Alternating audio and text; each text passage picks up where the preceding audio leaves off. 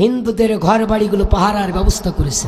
আল্লাহু আকবার বলবেন না? 5 তারিখের আমার সাতক্ষীরা জেলার এসপি সাহেব, ওনাকে টেলিফোন করা হয়েছে আইজি থেকে। এসপি সাহেব, আপনার সাতক্ষীরার অবস্থা কি? উনি বলছেন, স্যার সাতক্ষীরার অবস্থা সমস্যা না, এখানে অবস্থা ভালো।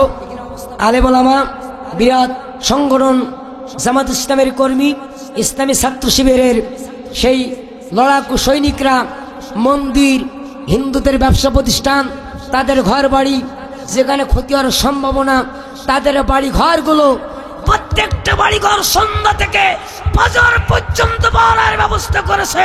আল্লাহু আকবার বলেন। 5 তারিখের 1 সপ্তাহ পরে এসপি সাহেবের সঙ্গে আমাদের একটা মিটিং ছিল। উনি আবেগী বলে ফেলেছে যে আমরা ময়দানে কেউ ছিলাম না, প্রশাসন ছিল না, আর্মি ছিল না, ডিজে বাই ছিল না, পুলিশ বাহিনী তো সব লেজ গুটাইয়া সব ক্যাম্পের মধ্যে ঢুকে গেছে, পুলিশ লাইনের ব্যারাকের মধ্যে অবস্থান করছে। আমরা চিন্তা করেছিলাম সাতক্ষীরার জনপদে সবচেয়ে নির্যাতন হয়েছে বেশি, সবচেয়ে শহীদ বেশি, সবচেয়ে ঘরবাড়ি ভাঙচুর করা হয়েছে বেশি, সবচেয়ে বেশি মামলা দেওয়া হয়েছে, এক একটা মানুষের নামে শত শত মামলা দেওয়া হয়েছে।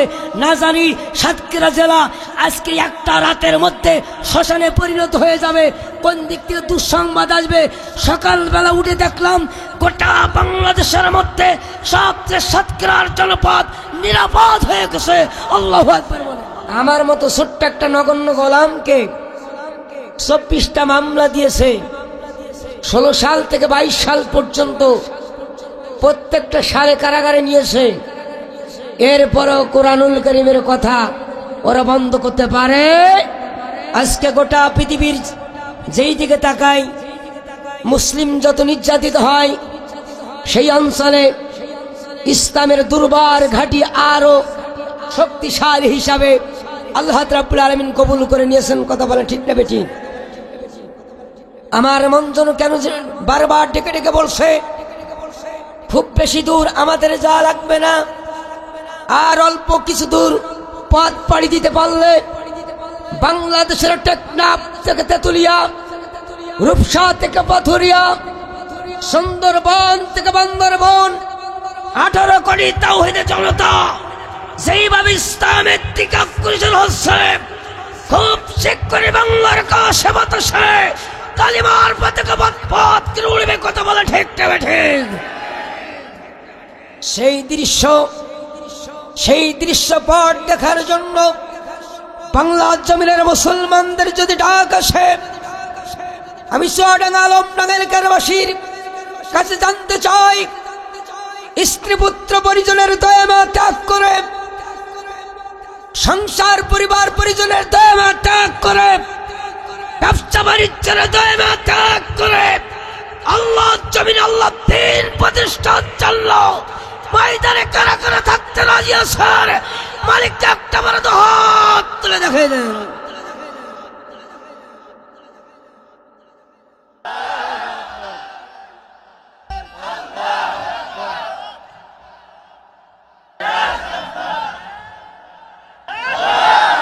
আমিন আমিন আল্লাহুম্মা আমিন। আচ্ছা, আপনারা যে স্লোগানটা দিলেন, এ বাংলাদেশ কোরাস করেছে না? এখান থেকে স্লোগান দিতে হবে, মুসলমানদের স্লোগান। এখান থেকে বাংলাদেশের বর্ডার ক্রস করে দিল্লি মামুর বাড়ি একটাবার কাঁপায় দিয়ে আমেরিকার মাসনাদ পর্যন্ত আমাদের স্লোগান পৌঁছাই দিতে হবে। কথা বলে ঠিক না ঠিক? কোরআনুল কারীমের পাখি শহীদ আল্লামা দেলওয়ার হোসেন সাইদ হাফিজাহুল্লাহ, উনি বলে গিয়েছিলেন, স্বৈরাচারের এমন একটা অবস্থা হবে, বাংলার আলেম ওলামা, বাংলার আপামর জনসাধারণ যদি একটাবার ঝাঁকা দেয়, গোটা পৃথিবীর 1 ইঞ্চি জমি তার জন্য জায়গা হবে না। এক ঝাঁকায় দিল্লি মামুর বাড়ি যে পৌঁছাবে। কথা বলতে হবে মুসলমান, ঠিক না ঠিক? ওই যে দেখো বিদায় নিয়েছে মোর কোরআনের পাখি, আল কোরআনের বুলবুলিটা, আল কোরআনের বুলবুলিটা দিয়ে গেছে ফাঁকি। ওই যে দেখো বিদায় নিয়েছে মোর কোরআনের পাখি। এই জামালার প্রিয় রাহবার আল্লামা সাঈদী। ওই যে দেখো বিদায় নিয়েছে মোর কোরআনের পাখি। কত বলে ঠিক না ঠিক? কোরআনুল কারীমের পাখি আল্লামা দেলোয়ার হোসেন সাঈদ হাফিজাহুল্লাহ উনি বিদায় হয়ে গেছেন। এই রক্তের বিনিময়ে, হাজার হাজার শহীদের রক্তের বিনিময়ে গোটা বাংলাদেশ থেকে জালেম লেডি ফেরাউন স্বৈরাচার শাসকের বিদায় হয়ে গেছে। কথা বলা ঠিক না ঠিক? এখন তখন জন্য আমার আসুন ধারাবাহিকভাবে তাফসীরের মধ্যে চলে যাব। ফাঁকা ফাঁকা জায়গাগুলো একটু পূরণ করে নেবেন। আর কালিমা জিকিরান সুবহানাল্লাহ আলহামদুলিল্লাহ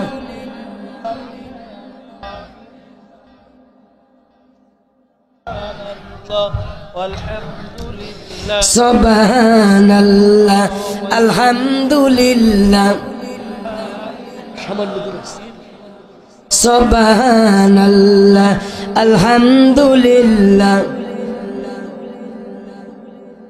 লা ইলাহা ইল্লাল্লাহ মুহাম্মাদুর রাসূলুল্লাহ সাল্লাল্লাহু।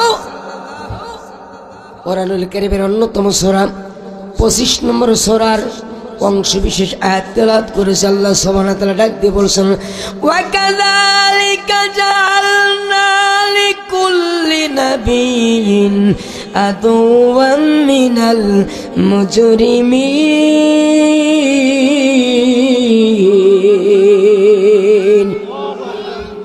আল্লাহ রাব্বুল আলামিন পবিত্র কোরআনুল কারীমের মধ্যে ডাক দিয়ে বলছেন, ও নবী গো, আমি যুগে যুগে কালে কালে প্রত্যেক নবী রাসূলকে এই জামানায় তাদের উম্মতদের কাছে পাঠিয়েছে। একমাত্র একটা কালিমার দাওয়াত দিয়েছেন, জমিন যার আইন চলবে তার, জমিন যার আইন চলবে অন্যের। এই দাওয়াত দেওয়ার জন্য কোন নবী রাসূল পৃথিবীতে আসে নাই। জমিন যে আল্লাহ সুবহানাহু ওয়া তাআলা, সে আল্লাহ জমিন আল্লাহ দিন প্রতিষ্ঠার জন্য কালে কালে যুগে যুগে অসংখ্য নবী রাসূল আল্লাহ সুবহানাহু ওয়া তাআলা প্রেরণ করেছেন। ওয়ালাকাদ বাআসনা ফি কুল্লি উম্মাতির রাসূলা আনি ইবুদুল্লাহ ওয়াজতানিবুত তাগুত। কালে কালে যুগে যুগে যত নবী রাসূল এসেছে এই পৃথিবীতে, প্রত্যেকটা নবী রাসূল কালিমার দাওয়াত দিয়েছেন, তাওহীদের দাওয়াত দিয়েছেন, আর তাগুতি শক্তির বিরোধিতা করেছেন। আর এই সময় নবী এবং রাসূলদের কিছু শত্রু ছিল কিনা বলেন? ছিল কিনা? ছিল। কারা শত্রু ছিল? আল্লাহ নবীর কাছে প্রশ্ন করা হলো, ইয়া রাসূলুল্লাহ, ইয়া হাবিবাল্লাহ, অগদান নবী, মান নবী, কিয়ামত পর্যন্ত ওই নবীদের শত্রু যারা ছিল, আপনার গুনাহগার উম্মতদের কোনো শত্রু থাকবে কিনা? আল্লাহ নবী ডাক দিয়ে বলে, এ সাহাবারা, ও গুনাহগার উম্মতরা শুনে রাখো, প্রত্যেক নবীদের কিছু শত্রু ছিল। আর এই শত্রুদের বৈশিষ্ট্য যা ছিল, আমার গুনাহগার উম্মতের মধ্যে নায়েব রাসূল যারা হবে, কালিমার দাওয়াত দিবে যারা, ইসলামের দাওয়াত দিবে যারা, আল্লাহ জমিনে আল্লাহ দ্বীন প্রতিষ্ঠার দাওয়াত দিবে যারা, এদেরও শত্রু থাকবে। ওই সময় যারা শত্রুতা করেছে তাদের বৈশিষ্ট্য যা ছিল, আমার উম্মতের বিরুদ্ধে অবস্থান করবে, নায়েব রাসূলের বিরুদ্ধে যারা অবস্থান করবে তাদেরও একই বৈশিষ্ট্য থাকবে। এখন কি বৈশিষ্ট্য ছিল? আসুন কিতাবের দিকে এগিয়ে যাই। আল্লাহ সুবহানাহু ওয়া তাআলা পবিত্র কোরআনুল কারীমের মধ্যে লিখতে বলছেন, ওয়া কাযালিকা জাআলনা লিকুল্লি নাবিয়্যিন আদুওয়াম মিনাল মুজরিমিন।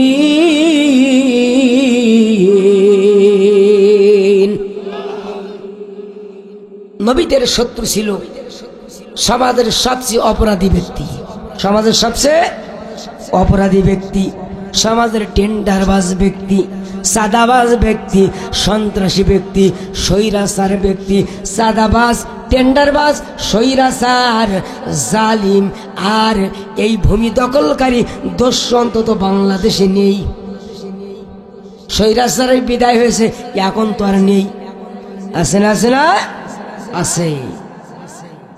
আমার বাপজিরা কান্তা মঞ্জুলের আমার আল্লাহ নবী ডাক দিয়ে বলেন, ও আমার সাহাবারা শুনে রাখো, কিয়ামত পর্যন্ত আমার গুনাহগার উম্মতের মধ্যে যারা কালিমার দাওয়াত দেবে, আল্লাহ জমিনে আল্লাহ দ্বীন প্রতিষ্ঠার দাওয়াত দেবে, ওরাই বিরোধিতা করবে, কিয়ামত পর্যন্ত বিরোধিতা চলবে, কিন্তু কালিমার দাওয়াত ওরা বন্ধ করতে পারবে না। ওয়াকাল আল্লাযীনা কাফারু লা তাসমাউ লিহাযাল কুরআন।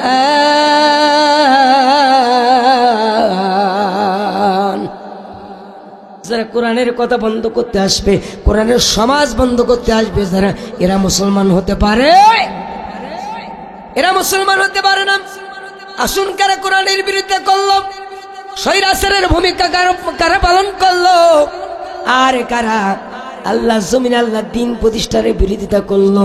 স্বৈরাচারের বিদায় হয়েছে, গোটা পৃথিবীতে যত স্বৈরাচারের বিদায় হয়েছে 5টি অপরাধের কারণে বিদায় হয়েছে। সেটা বলেন কয়টি? 5টি অপরাধ যখন স্বৈরাচার করেছে, আল্লাহ সুবহানাহু ওয়া তাআলা সেই স্বৈরাচারদেরকে দুনিয়ার জমিন থেকে বিদায় করে দিয়েছেন। 1 নম্বর কি অপরাধ ছিল? আল্লাহর কোরআনুল কারীমের কাছে প্রশ্ন করলাম, ও আল্লাহর কোরআন তুমি জানায় দাও, কোন অপরাধের কারণে, সর্বপ্রথম কি অপরাধ করার কারণে স্বৈরাচারের সময় বিদায়ের ঘন্টা বেজে এসেছে? আল্লাহ সুবহানাহু ওয়া তাআলা ডাক দিয়ে বলেন, ওয়াস্তাকবারা হুয়া ওয়া জুনুদুহু ফিল আরদি বিগাইরিল হক ওয়া যান্নু আন্নাহুম ইলাইনা লা ইরজাউন। আল্লাহু আকবার ধ্বনি দিলে আপনাদের গুনাহ হবে নাকি? সবাই বলেন তো আল্লাহু আকবার। আল্লাহ রাব্বুল আলামিন ডাক দিয়ে বলেন, ফেরাউন ও তার বাহিনী অন্যায়ভাবে এই পৃথিবীতে অহংকার করেছিল, যে কারণে আমি আল্লাহ সুবহানাহু ওয়া তাআলা এই অহংকারকে বরদাস্ত করি নাই। আর অহংকার করার কারণে ফিরানের সময় ঘনীভূত হয়ে এসেছিল, বিদায় ঘন্টা বাজার সময় এসেছিল। প্রত্যেকটা স্বৈরাচার যারা পৃথিবী থেকে বিদায় হয়েছে তাদের মধ্যে অহংকার ভর করেছিল, যে লেডি ফেরাউন বাংলাদেশ থেকে বিদায় হয়েছে, এরাও গর্ব অহংকারে ভর্তি হয়ে গিয়েছিল, আমাদের চেয়ার কেউ সরাইতে পারবে না। ঠিক না ঠিক? কত অহংকার! 41 সাল, 50 সাল, 61 সাল, বিভিন্ন সালের আলটিমেটাম দিয়েছিল। কথা বলেন, কথা বলেন। অহংকার আল্লাহর গায়ের চাদর, দুনিয়ার কোন ব্যক্তি এটা ব্যবহার করতে পারে? কত কথা বলেছিল, শেখ হাসিনা পালাই না, বলছে না? বলেন। আল্লাহ সুবহানাহু ওয়া তাআলা ডাক দিয়ে বলছেন, ওয়াল্লাহু আজিজুন যুনতিকাম, আমি আল্লাহ সুবহানাহু ওয়া তাআলা প্রচন্ড প্রতিশোধ গ্রহণকারী। আমি যদি কোনো ব্যক্তির উপরে প্রতিশোধ গ্রহণ করি, গোটা পৃথিবীর সমস্ত পরাশক্তি যদি তার পক্ষে থাকে, আর কোন পরাশক্তি আমি আল্লাহ সুবহানাহু ওয়া তাআলা আমার ক্রোধকে নিয়ন্ত্রণ করতে পারে না। কথা বলতে হবে মুসলমান, ঠিক না বেঠিক? আগস্ট মাসের 3 তারিখও কত লম্বা লম্বা কথা বলছি না? বলেন। এক কাপড়ে রান্না ভাত খাওয়ার সুযোগ আল্লাহ দেই নাই। আল্লাহ সুবহানাহু ওয়া তাআলা বলছেন, ইসরায়েল আমাদেরকে বিদায় করে দিল, এর অপরাধ ব্যক্তিদের গলায় ফাঁসির দড়ি পরিধান করে শহীদ করলো, কমলমতি শিক্ষার্থীদের বুকে বুলেট দিয়ে সাজরা করে বিদায় করে দিয়ে দিল। আমি আল্লাহ সুবহানাহু ওয়া তাআলা তারা থাকতে দেওসকে নাস্তানাবুদ করে দিয়ে গোটা পৃথিবীর জমিন তার জায়গা দিল না, দিল্লি মামুর বাড়ি পাঠাই দিলাম। ঠিক না বেঠিক? আরে আমার বুবু খাইছে ধরা, এবার বুঝি রক্ষা নাই, স্বৈরাচার নাই দেশে নাই, পালাই গেছে ইন্ডিয়ায়। আরে দিল্লি বুবুর মামা বাড়ি,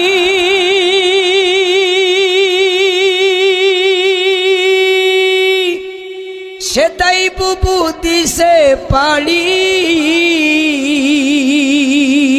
ঠিক না ঠিক? আরে দিল্লি বুবু মামা বাড়ি, সেটাই বুবু দিছে পাড়ি। পীর জনতা জাগছে এবার, পীর জনতা জাগছে এবার, বুবু তোমার ফাঁসি চাই। কথা বলেন, কথা বলেন। সৈরাচার নাই দেশে নাই, পালাই গেছে ইন্ডিয়ায়। আরে আমার বুবু খাইছে ধরা, এবার বুঝি রক্ষা নাই। সৈরাচার নাই দেশে নাই, পালাই গেছে ইন্ডিয়ায়। ওরে বুবু এই দেশে তোমার ঠিকানা, এই জন্মে আর হবে না। ও বুবু এই দেশে তোমার ঠিকানা, এই জন্মে আর হবে না। কত মানুষ মারছো তুমি, কত মানুষ মারছো তুমি, জনতা জানতে চাই। সৈরাচার নাই দেশে নাই, পালাই গেছে ইন্ডিয়ায়। কথা বলে ঠিক না ঠিক?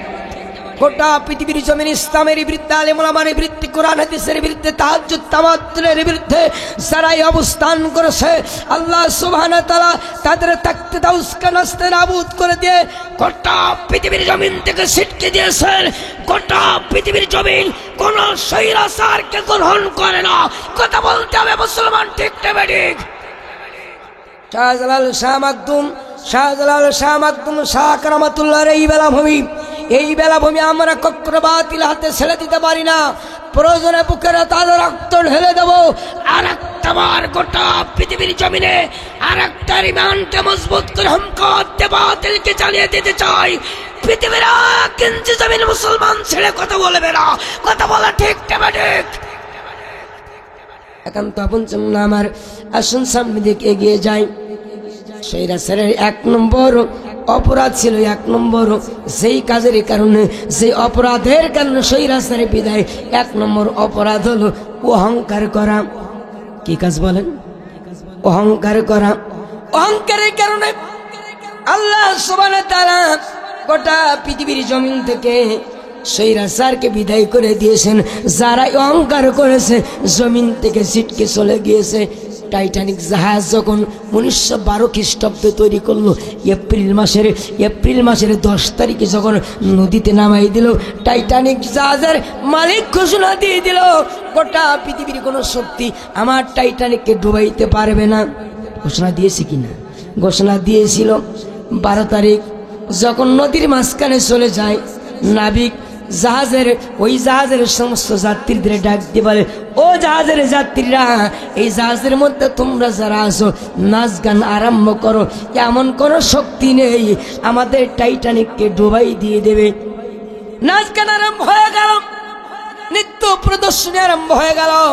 জাহাজের মধ্যে উলাঙ্গ বেহাপনার নৃত্য প্রদর্শনী যখন আরম্ভ হয়ে গেল, আমার আল্লাহ সুবহানাহু ওয়া তাআলা বরদাস্ত করলেন না। ছোট্ট একটা আইসবার্গের একটা ঠেকা দিয়া, একটা ছোট্ট আইসবার্গের ছোট্ট একটা ধাক্কা দিয়া গোটা পৃথিবীর জমিনের এই গহ্বরের নিচে সেই দিন টাইটানিককে তার সলিল সমাধি করার ব্যবস্থা করে দিয়েছিল।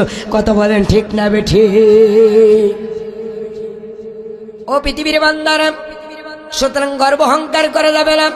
এই গর্ব অহংকার আল্লাহ তাআলা রব্বুল আলামিন ডাক দিয়ে বলছেন, বান্দারে এটা আমি আল্লাহ, আমার গায়ের চাদর। আর আল্লাহর গায়ের চাদর যদি কোনো ব্যক্তি ব্যবহার করতে চায়, ওই লোকটা আল্লাহর ক্রোধে জ্বলে পুড়ে ধ্বংস হয়ে যাবে। দ্বিতীয় নম্বর অপরাধ জুলুম আর নির্যাতন করা। বাংলাদেশ জুলুম আর নির্যাতন হয়নি, একটু অর্ধেক হয়েছে না, একটু অর্ধেক না। মামলার পরে মামলা, ওয়াদা ছিল প্রত্যেক ঘরে ঘরে চাকরি দেব, দিয়েছে কি? মামলা দিয়েছে কি? মামলা। শুধু মামলা দিয়ে ক্ষান্ত হয় নাই, নিরপরাধ ব্যক্তিদেরকে মসজিদ থেকে গ্রেপ্তার করা হলো। মামলা দেওয়া হলো অস্ত্রের মামলা, মামলা দেওয়া হলো, মামলা দেওয়া হলো নাশকতার মামলা, মামলা দেওয়া হলো হত্যার মামলা, মামলার পর মামলা দিয়া, মামলার পর মামলা দিয়া, জুলুম আর নির্যাতনের মাধ্যম দিয়া, জুলুম আর নির্যাতনের মাধ্যম দিয়া, রিমান্ডের পর রিমান্ড দিয়া গোটা বাংলাদেশের আলেম শূন্য করতে চাইছিল যারা, গোটা বাংলাদেশের জমিন তাদেরকে বয়কট করে দিয়েছে। কথা বলে ঠিক না বেঠিক? এত মামলা দিল, এত হামলা করলো, অথচ এই জমিনে তাদের স্থান হলো না। আমার আল্লাহ সুবহানাহু ওয়া তাআলা ডাকতে বলেন, ইন্না ফিরআউনা আলা ফিল আরদি ওয়া জাআলা আহলাহা শিয়া'আন ইয়াসতাদঈফু ফিল আরদ। আল্লাহ সুবহানাহু ওয়া তাআলা ডাকতে বলেন, ইন্না ফিরআউনা আলা ফিল আরদ, নিশ্চয়ই ফিরআউন এই জমিনের উপরে তার আধিপত্য বিস্তার করার জন্য ওয়াজালা আহলাহা শিয়া'আন ইয়াসতাদঈফু তাইফাতাম মিনহুম, দুর্বলদেরকে আলাদা করে দিয়ে দিল। যারা ইসলামের পক্ষে ছিল, যারা হকের পক্ষে ছিল, তাদের আলাদা করে দিয়ে দিল। আলাদা করে দেওয়ার পরে ইউজাব্বিহু, সবাই করতে আরম্ভ করলো, হত্যা করতে আরম্ভ করলো। আবনাহুম, তাদের সন্তানদেরকে, ছোট্ট ছোট্ট শিশুদেরকে হত্যা করলো। পুরুষ শূন্য করে দিয়ে দিল, পুরুষ শূন্য করে দিয়ে গোটা মিশরের জনপদকে আস্তে আস্তে পুরুষ শূন্য জনপদে বিস্তার করা আরম্ভ করে দিয়ে দিল। ওয়াস্তাহি নিসাহুম, আর নারীদেরকে জীবিত রাখলো, নারীদেরকে হত্যা করলো না। প্রাথমিক পর্যায়ে শুধু পুরুষ হত্যা করে গোটা মিশরের জনপদকে ধ্বংস করার চেষ্টা করলো। আমার আল্লাহ সুবহানাহু ওয়া তাআলা ডাক দিয়ে বলে, ও ফিরআউন রে, তুমি যতই হামলা করো আর যতই তুমি ফাঁসি দাও না কেন, যতই হত্যা করো, এই সমাজ থেকে মুসা আলাইহিস সালামের লোক কমানো যাবে না। মুসা আলাইহিস সালামের লোক কমানো যাবে না, ইসলামের লোক কমানো যাবে না, দ্বীনের লোক কমানো যাবে না। দ্বীনের ধারাবাহিকতায় মানুষের দিনের পর দিন, রাতের পর রাত চলে আসবে। আল্লাহ নবী আখির জামানার পয়গম্বর হাবিব নবী জনাবে মুহাম্মদুর রাসূলুল্লাহ সাল্লাল্লাহু আলাইহি সাল্লাম মক্কার জমিনে নবুয়তের পরে এক নয় দুই নয় সুদীর্ঘ 13টা বছর কাটাইছেন। কয় বছর? 13টা বছর নবীজি কাটালেন। 13টা বছরের মধ্যে নবীজি অসংখ্যবার মৃত্যুর হুমকি পেয়েছেন। নবীজি আমার অসংখ্যবার রক্তাক্ত হয়ে বেহুশ অবস্থায় পড়ে আছেন, কিন্তু ইসলামের দাঁত থেকে নবীজি একচুল পরিমাণ দূরে সরে যায় নাই। নবীজি আমার 3.5 বছর কারারুদ্ধ হলেন শিয়াবে আবু তালেবে। এরপরে কারাগারে নবীজি হত্যা করার অপপ্রচেষ্টা চালানো হলো। আমার বাচ্চারা কেন বঞ্চনের, আমার আল্লাহ নবী আখির জামানার পয়গম্বর 13টা বছরের মধ্যে 13টা সেকেন্ডের জন্য কাউরে ক্ষতি করলেন না। অথচ মক্কা জমিন থেকে নবীজিকে ওরা তাড়াইয়া হিজরত করতে বাধ্য করেছিল। আল্লাহ নবী মক্কা জমিন থেকে মদিনা হিজরত করলেন। বিশ্বনবী হাবিব নবী হিজরত করে মদিনায় অবস্থান করলেন।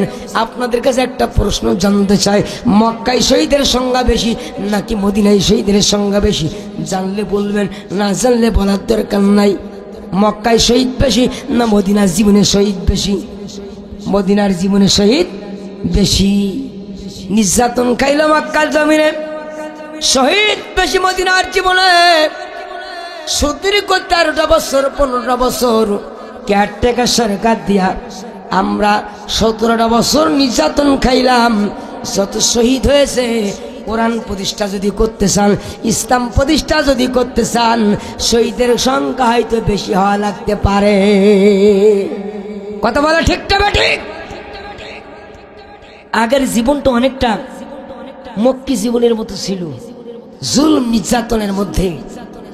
এখন যদি মনে করে বসেন স্বৈরাচার বিদায় হয়ে গেছে, আমরা উৎফুল্ল মিজাজে ঘুরে বেড়াবো, আর আমাদের কোনো টেনশন নাই, বোকার স্বর্গে বাস করবেন।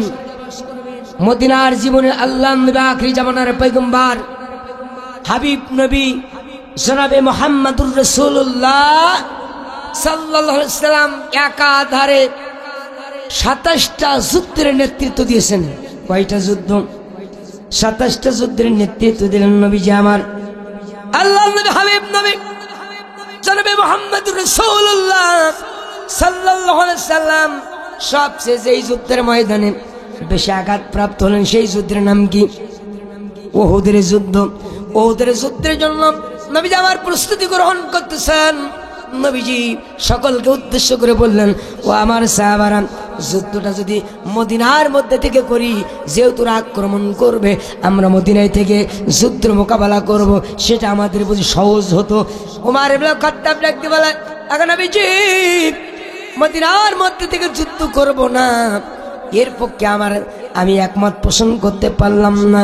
ইতিমধ্যে বিশ্বনবীর মাথার চাদর হিসাবে, মাথার সাদ হিসাবে, মাথার বটগাছ হিসাবে যেই লোকটা ছিল আল্লাহ নবীর আপন চাচা আমির হামজা বীর কিশোরী লাভ দিয়া দাঁড়িয়ে বলে, ওগো নবীজি, শহীদ হওয়ার সময় এসেছে, জান্নাতে যাওয়ার সময় এসেছে। মক্কার জমিনে থেকে যুদ্ধ করো, মদিনার জমিনে থেকে যুদ্ধ করবো না। মদিনার শহর ত্যাগ করে শহরের বাইরে যে যুদ্ধ করব। আর যদি শাহাদাত বরণ করতে পারি, জান্নাতের বাকিদের কাতারে শামিল হয়ে যাব। ওগো নবীজি, আমরা অনুমতি চাচ্ছি, মদিনার বাইরে যে যুদ্ধ করব। বাতিল পক্ষ জানবে মুসলমানরা কখনো ভয় করে না। কথা বলে ঠিক তবে ঠিক? আমরা ভয় করে জাতি না। ওগো নবীজি, মদিনার মধ্যে যদি আমরা যুদ্ধ করি, ওরা বুঝবে মুসলমানরা ভীত, এই জন্য মদিনার শহর ছেড়ে দিল না। আল্লাহ নবী যুদ্ধের প্রস্তুতি গ্রহণ করতেছেন, সকলকে আহ্বান করেছেন। দুইটা পা না থাকা একজন সাহাবা, নাম আমর ইবনে জামহু। নাম কি? আমর ইবনে জামহু। হৃদয়ের কান লাগায় শুনবেন, দুইটা পা নাই। বিশ্বনবীকে ডাকতে বলেন, নবীজি আমার, আমি এসেছি যুদ্ধের ময়দানে যাওয়ার জন্য। আজকে সুযোগ এসেছে, শাহাদাত বরণ করে আল্লাহর জান্নাতের পাখিদের কাতারে শামিল হয়ে যাব। আল্লাহ নবী ডাকতে বলেন, আমর ইবনে জামহু, যুদ্ধের ময়দানে তোমার যাওয়ার প্রয়োজন নাই, তোমার নিজের তো দুইটা পা নাই। দুইটা পা না থাকা ব্যক্তি তুমি যুদ্ধের ময়দানে যে কি লাভ হবে? আমর ইবনে জামহু ডাকতে বলেন, নবীজি, ওই যুদ্ধের ময়দানে কাফির বেঈমানরা যখন আপনাকে লক্ষ্য করে, উদ্দেশ্য করে ওরা যখন তীরগুলো নিক্ষেপ করবে, ওই তীরের সামনে আমি আমর ইবনে জামহু বুকটা পেতে দিয়ে আমার বক্ষ পিঞ্জরের মধ্যে তীরগুলো হজম করব। আগে নবীজি আমার, হাজার হাজার তীর আমি হজম করতে পারব।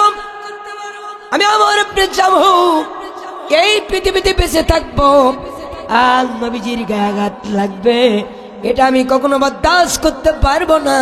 ও আল্লাহর নবী, একটা বারের জন্য অনুমতি দেন, যুদ্ধের ময়দানে আমি যাই। আল্লাহ নবী ডাকতে বলে, আমর ইবনে জামহু, ইতিমধ্যে সংবাদ পেলাম তোমার একটা না, দুইটা না, 4টা সন্তান যুদ্ধের ময়দানে অংশগ্রহণ করতেছে। তার উপস্থিত হয়ে গেছে, 4টা ছেলেই যুদ্ধের ময়দানে যাচ্ছে, তোমার আর যাওয়ার প্রয়োজন হবে না। আমর ইবনে জামহু ডাকতে বলে, নবীজি, জীবনে আর কোন আবদার করবো না, একটা মাত্র প্রাণের আবদার, একটা বারের জন্য হলো যুদ্ধের ময়দানে যার অনুমতি দেওয়া হোক। আমি ওই যুদ্ধের ময়দানে যায় জান্নাতের পাখিদের কাতারে শামিল হতে চাই। আল্লাহ নবী কোনো সিদ্ধান্ত দিলেন না। আমর ইবনে জামহু কেঁদে কেঁদে বুকটা ভিজায় ফেলেছে, চোখ মোবারক ভিজায় ফেলেছে, দাড়ি মোবারক ভিজায় ফেলেছে, আর সাজিবের মালিকের কাছে কান্দে, ও আল্লাহ, দুইটা পা না থাকে এটা আমার কোনো অপরাধ না, দুইটা পা না থাকা এটা আমার কোনো অপরাধ নয়। আল্লাহ নবীর কাছে অনুমতি চাইলাম, নবীজি আমার অনুমতি দিল না। তুমি যদি আরশে আজিম থেকে অনুমতির ব্যবস্থা করে দিয়ে দাও, আল্লাহ নবী যুদ্ধের ময়দানে যার অনুমতি দিবেন, একটা বার, ওগো মালিক, তোমার কাছে একটা বার আবদার, যুদ্ধের ময়দানে যার অনুমতির ব্যবস্থা করে দাও। একবার জোরে জোরে বলেন সুবহানাল্লাহ। যুদ্ধের ময়দানে যাওয়ার জন্য, শহীদ হওয়ার জন্য রক্তগুলো টকবক করছিল। আর জিহাদের ডাক যখন আসে, আমরা মোবাইলটা অফ করে টাওয়ারের বাইরে চলে যাই। কথা বলেন, কথা বলেন। এরকম মুসলমান অন্তত আলমডাঙ্গায় নেই।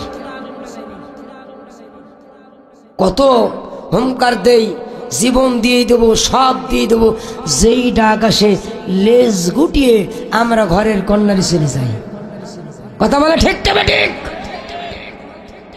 মুসলমান যদি জিহাদের নেশায়, শাহাদাতের নেশায় আর একটা বড় ঐক্যবদ্ধ হতে পারে, দল মত নির্বিশেষে প্রত্যেক দাঁড়িয়ালা, প্রত্যেক টুপিওয়ালা, প্রত্যেক পাঞ্জাবিওয়ালা, প্রত্যেক চুপ্পাওয়ালা, প্রত্যেক নামাজি যদি একটা প্ল্যাটফর্মে আসতে পারে, 24 ঘন্টা সময় লাগবে না, বাংলার আকাশে বাতাসে কালিমার পতাকা পথ করে উঠতে উঠবে। কথা বলতে হবে মুসলমান ঠিক তবে ঠিক। আল্লাহু আকবার। বিপ্লব সারা বিশ্বে বলছে রব।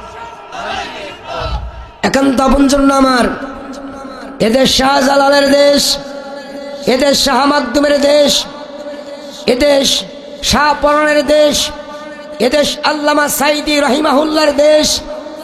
এই বাংলার ভূখণ্ডের ভিতরে অসংখ্য শহীদরা ঘুমিয়ে রয়েছে। যেই শহীদরা ঘুমিয়ে রয়েছে তাদের এক ফোঁটা রক্ত আমরা বিফলে যেতে দেব না। প্রত্যেকটা রক্ত ফোঁটার বিনিময়ে বাংলার আকাশে বাতাসে যতক্ষণ না পর্যন্ত কালিমার পতাকা পাত করে না উড়বে, বাংলার জমিনের একজন মুসলমান, একজন সৈনিক একটা মুহূর্তের জন্য বাড়িতে বসে থাকতে পারে না। কথা বলা ঠিকটা বেড়ে। বিজয় আমাদের অতি সন্নিকটে, বিজয় আমাদের অতি সন্নিকটে। ইমানকে মজবুত করা দরকার, ময়দানে ঐক্যবদ্ধভাবে কাজ করা দরকার। কার উষা টুপি, কার নিশা টুপি, কে তাবলিগ জামাত করে, কে সরমনা করে, কে জামাত ইসলাম করে, কে আট্টসি করে, কে ফুরফুরা করে, কে দেওবন্দি করে। আর মাসলা মাসলের সময় নয়। গোটা পৃথিবীর স্বৈরাচাররা একটা প্ল্যাটফর্মে আসতেছে, গোটা পৃথিবীর জালিমরা একটা প্ল্যাটফর্মে আসতেছে, গোটা পৃথিবীর ইসলাম বিদ্বেষীরা একটা প্ল্যাটফর্মে আসতেছে। এখনই সবাই গোটা বাংলার মুসলমান যদি একটা প্ল্যাটফর্মে এসে হুঙ্কার দিতে পারে, মুসলমানদের বিজয় ঠেকানোর ক্ষমতা গোটা পৃথিবীর কোন পরাশক্তির নেই। কথা বলা ঠিকটা বেড়ে। একান্ত আপনজনরা আমার, এখনই যদি আমরা ঐক্যবদ্ধ না হতে পারি, বাংলাদেশ 100 বছর পিছিয়ে যাবে। কথা বলেন আমার বাচ্চারা, একান্ত আপনজনের আমার। আল্লাহ নবীর চাচা, আল্লাহ নবীর চাচা আমির হামজা মাথা একটা পালক গুজলেন, মাথার ভিতরে পাগড়ি পরে নিলেন, যুদ্ধের পোশাক পরে নিলেন, তরবারিটা নিলেন, মাথা একটা পালক নিলেন, আর নবীজির পাশে এসে দাঁড়ালেন। ইতিমধ্যে আল্লাহ দরবারে ফরিয়াদ করছেন, আমর ইবনে জামহু, ওগো আল্লাহ আমাকে যুদ্ধে যাওয়ার অনুমতি দাও। আল্লাহ সুবহানাহু ওয়া তাআলা আমর ইবনে জামুর চোখের পানিকে এত পছন্দ করলেন, এত ভালোবাসলেন, আর সে আজিম থেকে আমর ইবনে জামুর যুদ্ধে যাওয়ার অনুমতি দিয়ে দিলেন। নবীজি ডাকতে বলে, আমার আমর ইবনে জামহু কোথায়? লাব্বাইক ওয়া সাদাইক ইয়া রাসূলুল্লাহ। ওগো নবীজি, আমি তো আপনার ডান পাশে দাঁড়ানো। আল্লাহ নবী ঘোষণা দিলেন, আমর ইবনে জামহু রে, যুদ্ধের ময়দানে যাওয়ার জন্য আমার আল্লাহ সুবহানাহু ওয়া তাআলা স্বয়ং তোমার অনুমতির ব্যবস্থা করে দিয়েছেন। যুদ্ধের ময়দানে চলে গেলেন সাহাবারা।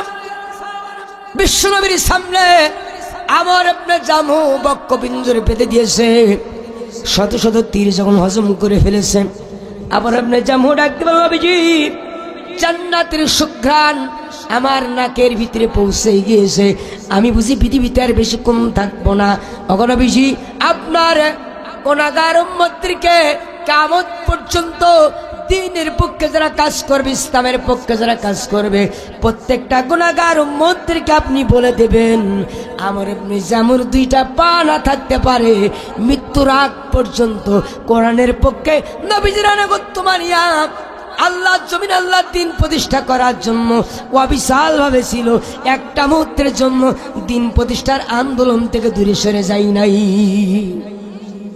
সেটা বলেন তো সুবহানাল্লাহ, আলহামদুলিল্লাহ, আল্লাহু আকবার।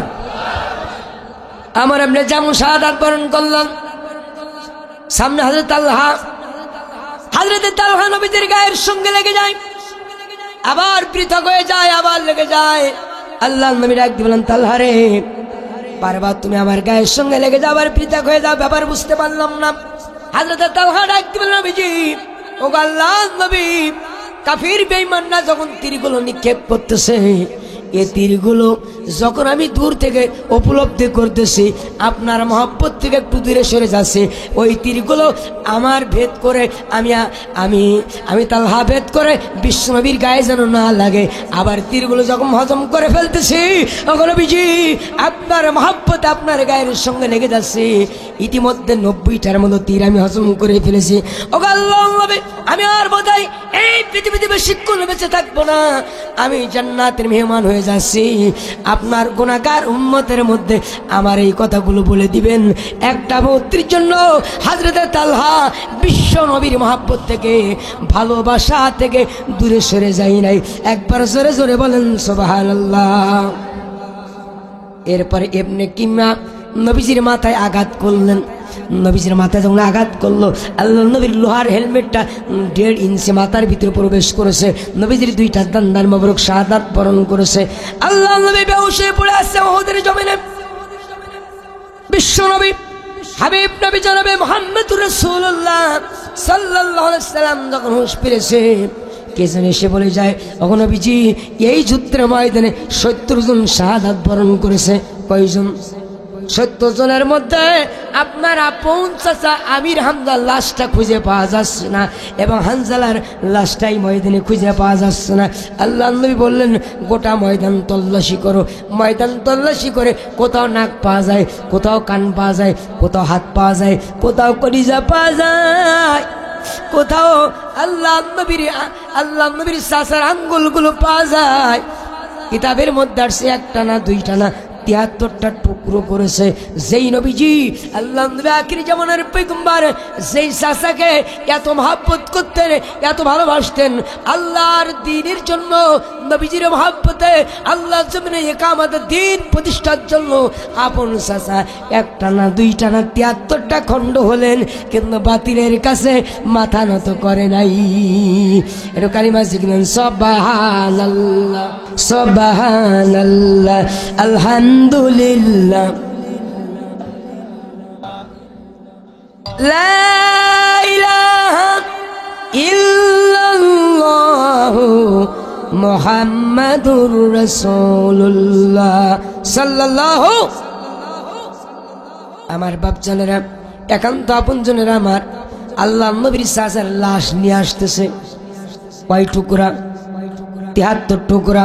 দেখেন, ইয়াং যুবকরা সারা রাত ফেসবুক চালায়, সারা রাত নেট চালায়, মোবাইল নিয়ে ঘন্টার পর ঘন্টা কাটিয়ে দেয়, তো তাফসির মাহফিলে বসতে চাই না। কথা বলেন, কপাল পুড়ে গেছে। এই কপাল পুড়িয়েছে কে জানেন? মিস্টার ইবলিস লেডি ফিরাউনের মাধ্যমে।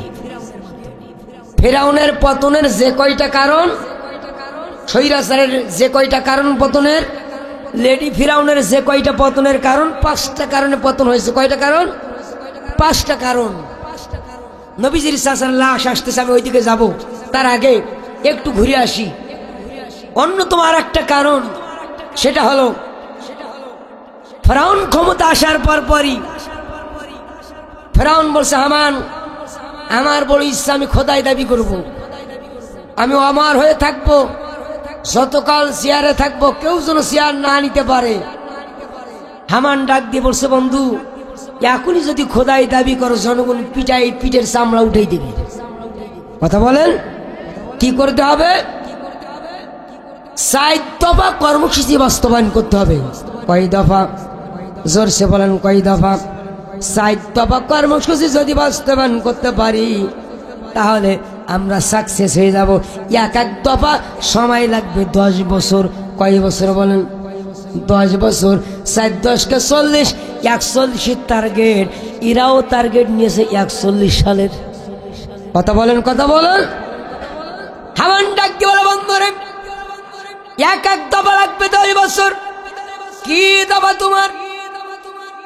হামান ডাক বলে, 1 নম্বর দফা হলো এই সমাজ থেকে লেখাপড়া পরিবর্তন করতে হবে।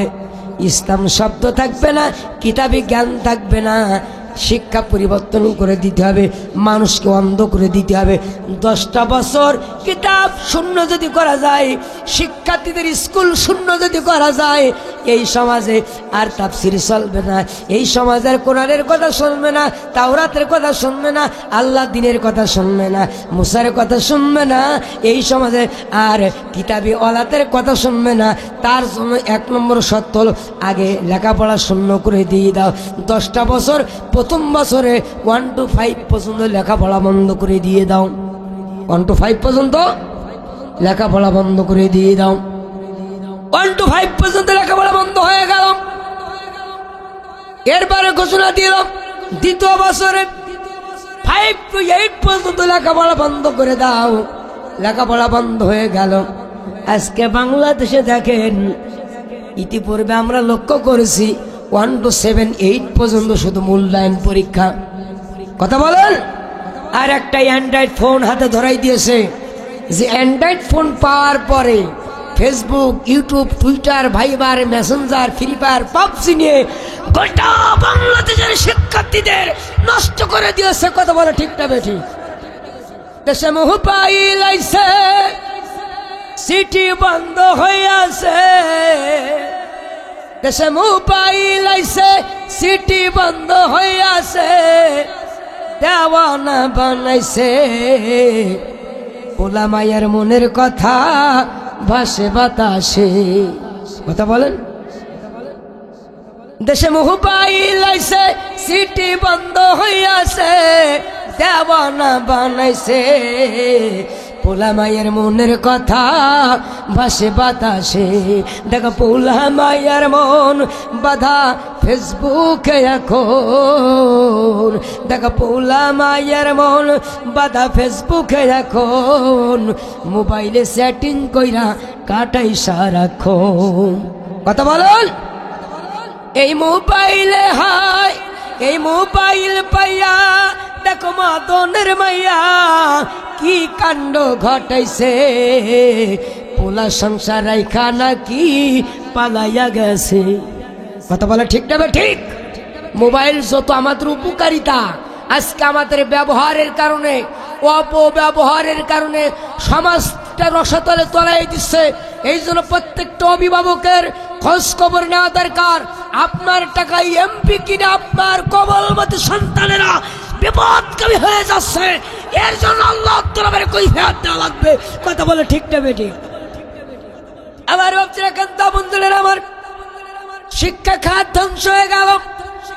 ফিরাউনের রাজত্ব চলছে 1 থেকে 10 বছর পর্যন্ত।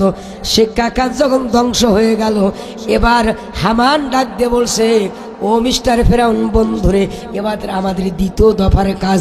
দ্বিতীয় দফা হলো 11 থেকে 21, 11 থেকে 20 বছর পর্যন্ত এই সময়টা আলেম শূন্য করে দিতে হবে। যত আলেম পাবা, আলেম ধরে ধরে জেলে ঢুকাবা, আলেমদেরকে হত্যা করবা, জেলের ভিতরে বিষ পুষ করাইয়া ফাঁসির মঞ্চে নিয়া বিনা দোষে গ্রেফতার হবে। এরপর মামলা দেব, মামলা দিয়া ওয়াইজাবিউ আবনাহুম, তাদের পুরুষ সন্তানদেরকে জবাই করব, জবাই করে করে আলেম শূন্য করে দিয়ে দেব। যদি আলেম শূন্য হয়ে যায়, সমাজে আর কিতাবের দাওয়াত দেওয়া লোক থাকবে না। কিন্তু ওরা জানে না, যত আলেম শূন্য হওয়া আরম্ভ হয়ে গেল, কাতারে কাতারে ইসলামের পক্ষে মানুষ আসতে আরম্ভ করলো। মুসা কালিমুল্লাহর পক্ষে লোক আসতে আরম্ভ করলো। গ্রেপ্তার করে, আর গ্রেপ্তার করে বলা হয় কালিমা ছেড়ে দিয়ে দাও। ওর একটা মাত্র ঘোষণা দিয়ে দেয়, লা আযআলান্নাকা মিনাল মাসজুনিন।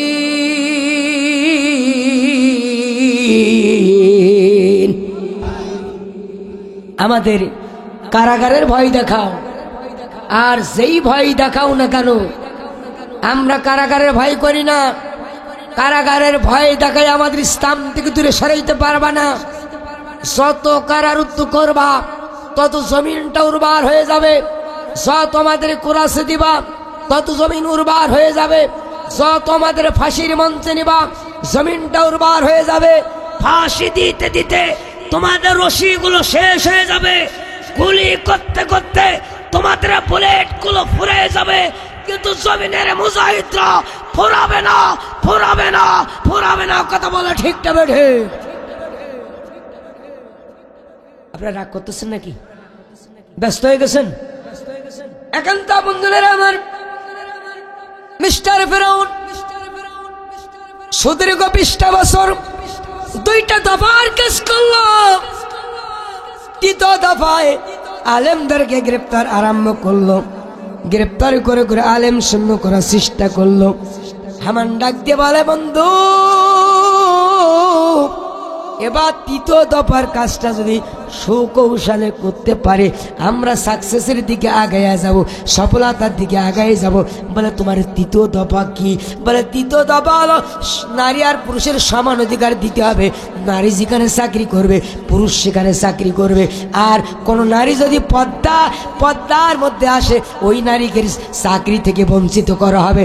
আর যদি কোনো অভিভাবক তার কন্যা সন্তানদেরকে তার অধীনস্থ কন্যাদেরকে মহিলাদেরকে পদ্মার জন্য বাধ্য করে তার 20,000 টাকা জরিমানা করা হবে আর 6 মাস জেল। তাহলে পদ্মা উঠে যাবে, নারী আর পুরুষ অবাধভাবে মিলামিশা করবে। আর যার সন্তানের উৎপত্তি হবে এখান থেকে আমাদের কাজগুলো সাকসেস হয়ে যাবে।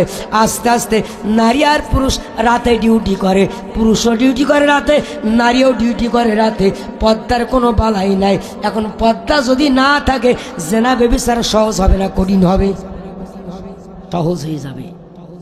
আর সেখানে অপরাধের কোনো শাস্তি নাই, অপরাধের কোনো।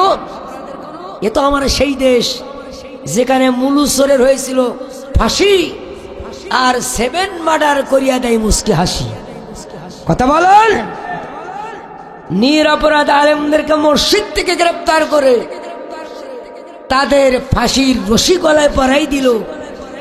আর প্রকাশ্য দিবালাকে হত্যা করিয়া 7 মার্ডার করিয়া শত শত মার্ডার করিয়া প্রকাশ্য দিবালোকে যারা ঘুরে বেড়ালো বুক ফুলাইয়া, সেই জনপদের মাজলুম ব্যক্তিরা রাত আর দিনে মালিকের কাছে ফরিয়াদ করে বলতে লাগলো, মালিক আর কত রক্তের বিনে বাংলার আকাশ তুমি জালিম মুক্ত করবা। এই মাজলুম ব্যক্তিদের চোখের পানির বিনিময়ে আল্লাহ সুবহানাহু ওয়া তাআলা জালিমদেরকে বিদায় করে দিয়েছেন। কথা বলে ঠিকটা বেটি? এখন আবার মাঝে মাঝে বলতেছে কাছাকাছি আসি শর্ট করে ঢুকে যাব। কথা বলেন। আমরা বলছি আপনি আসেন, আপনার জন্য আয়নাঘর প্রস্তুত আছে। যে আয়নাঘরের মধ্যে 1 নয় 2 নয় শত শত হাজার হাজার আমার নিরপরাধ ভাইদেরকে বন্দী করে তাদের গোটা পৃথিবীর আলো বাতাস থেকে বিচ্ছিন্ন করে দিয়েছ। অসংখ্য ভাইদেরকে গহীন অন্ধকারের মধ্যে প্রকোষ্ঠের ভিতরে তুমি শহীদ করে দিয়েছ। আমরাও চাই একটা দিনের জন্য হলো আয়নাঘরে তুমিও ঢোকো। কথা বলে ঠিকটা বেড়ে? ও বুবু আইসো শট করিয়া আয়না ঘরে তোমার জন্য রাখছি গো সাজাইয়া। ও বুবু আইসো শট করিয়া আয়না ঘরে তোমার জন্য রাখছি গো সাজাইয়া। আমরা রিসিবে সালে বৈশাসি আপ্যায়নের লাইগা। বুবু আইসো শট করিয়া আয়না ঘরে তোমার জন্য রাখছি গো সাজাইয়া। ঠিক তবে ঠিক। যাদের হাতে এখনো তাজা রক্ত লেগে আছে, যাদের হাতে এখনো তাজা রক্ত লেগে আছে, আমরা মনে করেছিলাম আর আল্লাহর কাছে দোয়া করেছিলাম হেদায়েত হোক, কিন্তু হেদায়েতের পরিবর্তে যারা জালিমের পথ আবারও বেছে নিবে বাংলার জমিনের আপামর জনসাধারণ 1 চুল পরিমাণ তাদের ছাড় দেবে না। কথা বলে ঠিকটা বেড়ে? যারা স্বৈরাচারের ইমাম তাদের কোনো ছাড় হবে না, কিন্তু যারা মুসল্লি, স্বৈরাচারের মুসল্লি যারা, তারা যদি আল্লাহর কাছে ফরিয়াদ করে, আল্লাহর কাছে খাস তওবা করে ফিরে আসতে চাই, আর আল্লাহ যদি তওবা কবুল করে, আমাদের দরজা খোলা। আল্লাহু আকবার বলেন। একটা দৃষ্টান্ত দিয়েই আমি মূল আলোচনার মধ্যে ঢুকবো ইনশাআল্লাহ। খলিফাতুল মুসলিমিন ওমর ইবনে খাত্তাব রাদিয়াল্লাহু তাআলার জামানায় যেই সময় মদ হারাম ছিল, কি হারাম ছিল? মদ হারাম ছিল। একটা যুবক মদ খাওয়ার নেশায় 2 বোতল মদ নিয়া পাহাড়ের পাদদেশে একটা ঝোপের মধ্যে বসে মদ খাচ্ছিল। ওই পথ দিয়ে যাচ্ছিল খলিফাতুল মুসলিমিন ওমর ইবনে খাত্তাব রাদিয়াল্লাহু তাআলা। দূর থেকে যখন লক্ষ্য লক্ষ্য করেছে খলিফাতুল মুসলিমিন আসতেছে, উনি যদি দেখে ফেলে তরবারি টান দেবে, আর একটা বার চিন্তা করবে না, কল্লা দ্বিখণ্ডিত করে দিয়ে দেবে। এই জন্য অপরাধী যারা, তারা চাই না ইসলাম কায়েম হয়ে যাক। অপরাধীরা কি চাই? ওরা চায় ইসলাম যদি কায়েম হয়, আমাদের মদ খাওয়া হবে না, টেন্ডারবাজি হবে না, সাদাবাজি হবে না, মামলার ভয় দেখায় মানুষের কাছ থেকে লুট করা হবে না। কথা বলে ঠিক তবে ঠিক। বাংলাদেশের পার্লামেন্টে 2001 থেকে 5 পর্যন্ত 2 জন ইসলাম ভাবাপন্ন ব্যক্তি, ইসলাম বাংলাদেশ জামাত ইসলামের 2 জন কর্ণধারে 2 জন মন্ত্রী দায়িত্ব পালন করেছে।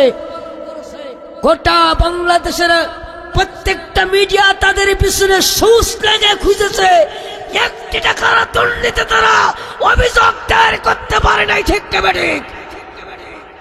গোটা বাংলাদেশের কলামিস্ট যারা, বিশেষজ্ঞ যারা, রাজনৈতিকবিদ যারা, তাদের মাথা হ্যাং হয়ে গেছে। 2টা মন্ত্রণালয় খুঁজে একটা দুর্নীতির অভিযোগ পাই নাই। স্বৈরাচারের বিদায় হয়েছে 101 থেকে 2 দিন হবে। এর মধ্যে এই ইসলামী আন্দোলন যারা করে, এই কর্মীরা অপরাধের একটা সাজা পেয়েছে, অপরাধের একটা মামলা হয়েছে। টেন্ডারবাজি হোক, সাদাবাজি হোক, জমি দখল হোক, তারপরে ভূমি দখল হোক, চেয়ার দখল হোক, একটা দৃষ্টান্ত বাংলার জমিনে কেউ দেখাইতে পারবে? কথা বলেন, পারবে। তার কারণ যাদের কলিজার ভিতরে আল্লাহর ভয় আছে, আত্তাকুয়া হুয়া খাউফুম মিনাল জালিল, আল্লাহর ভয় যাদের কলিজার ভিতরে আছে, গোটা পৃথিবীর কোন অর্থ সম্পদ তাদের লোভ ধরাইতে পারে না। যুবকটা এবার চিন্তা করেছে, খলিফাতুল মুসলিমিন যদি দেখতে পায়, আমার কল্লা দ্বিখণ্ডিত করে দিয়ে দেবে। ঝোপের মধ্যে চুপ করে বসে আছে। খলিফাতুল মুসলিমিন বুঝতে পেরেছে, নিকটবর্তী হয়ে ডাকতে বলে, ইয়া আইয়ুহাস শাবাব, কে হে যুবক? যুবক ডাকতে বলে, আনা আব্দুল্লাহ, আমি একজন আল্লাহর গোলাম। খলিফাতুল মুসলিমিন ডাকতে বলে, তুমি ঝোপের মধ্যে কি করো? যুবক ডাকতে বলে, আমার খলিফাতুল মুসলিমিন, আমি আমার বোনের বাসায় যাচ্ছিলাম, অত্যন্ত শ্রান্ত হয়ে গেছি, এজন্য এখানে বসে একটু বিশ্রাম নিচ্ছিলাম। খলিফাতুল মুসলিমিন ডাক দিয়ে বলে, তোমার ব্যাগের ভিতরে কি? বলে, ব্যাগের ভিতরে একটু দুধ আছে। আসলে কি আছে? মদ। 1 বোতল মদ খাইছে, আর 1 বোতল মদ তার থলের ভিতরে। মদ খাওয়ার পর একটা স্বাভাবিক টাল আছে শরীরের ভিতরে, কিন্তু খলিফাতুল মুসলিমিনকে দেখা মাত্র তার শরীরের ভিতরে কোনো টাল নাই, সোজা হয়ে গেছে, তার বুদ্ধির বিকাশ ঘটে গেছে। খলিফাতুল মুসলিমিন ডাকতে বলা, যুবক, কেমন দুধ একটু হাতে দাও দেখি, আমার হাতে দাও দেখি কেমন দুধ। এখন হাতে নিচ্ছে, তার জান কি আর ধরে আছে? কথা বলেন, জান আর ধরে নেই। অল্প সময় হাতে নিয়ে মদের বোতলের মুখটা খুলবে, এই সময়ের মধ্যে যুবক মালিকের কাছে ফরিয়াদ করে, আল্লাহ, জীবনে এমন কোন অপরাধ নাই যে অপরাধ আমি করিনি, ওগো মালিক,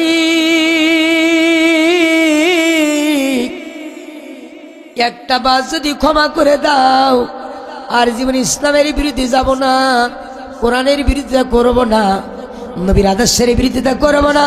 আল্লাহ জমিন, আল্লাহ দিন প্রতিষ্ঠার জন্য আজকে দীপ্ত শপথ নিয়ে নিলাম, ওগো মালিক, একটা বার আমারে ক্ষমা করে দিয়ে দাও। মাত্র 30 থেকে 50 সেকেন্ড সময় পেয়েছে। এর মধ্যে খালেজ দিলে মালিকের কাছে ফরিয়াদ করে, আল্লাহ আমার ক্ষমা করে দিয়ে দাও। আমার আল্লাহ সুবহানাহু ওয়া তাআলা এই সময়ের ভিতরে ওই যুবকের দোয়া করা কবুল মঞ্জুর করে নিয়েছেন। ইল্লা মান তাবা ওয়া আমানা ওয়া আমিলা আমালান সালিহা ফাউলাইকা ইউবাদদিলুল্লাহ।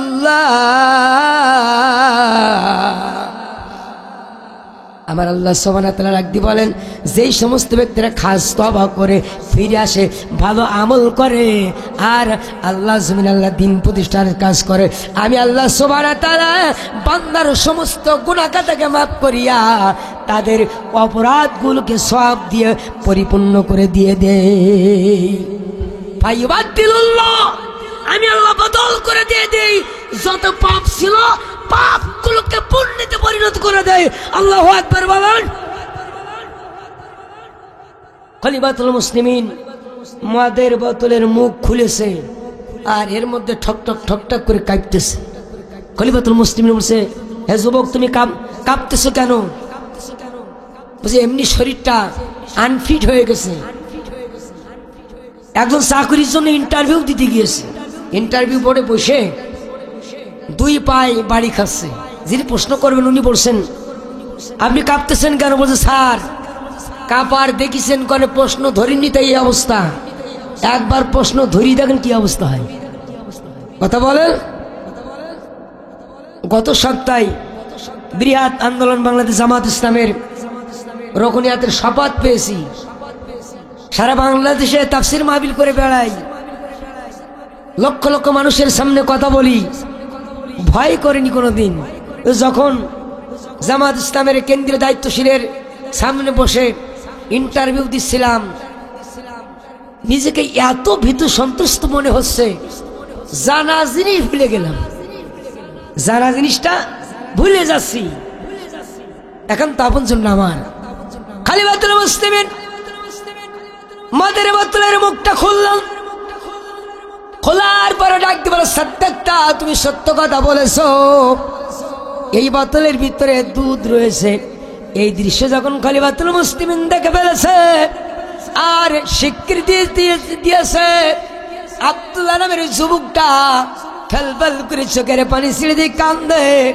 খলিফাতুল মুসলিমিন ডাক দিয়ে বলে, যুবক, একটু আগে তুমি ভীতু সন্ত্রস্ত বোধ করছিলা, আর এখন চোখের পানি ছেড়ে দিয়ে কেন কান্দো? যুবক ডাক দিয়ে বলে, খলিফাতুল মুসলিমিন, এ পানি আমার দুঃখের কান্না না, দুঃখের চোখের পানি না। আজকে যে পানিটা আপনি দেখছেন এটা আমার তৃপ্তির পানি। আপনার হাতে যেটা আছে ওটা আসলে কোনো দুধের বোতল না, ওটা ছিল মদের বোতল।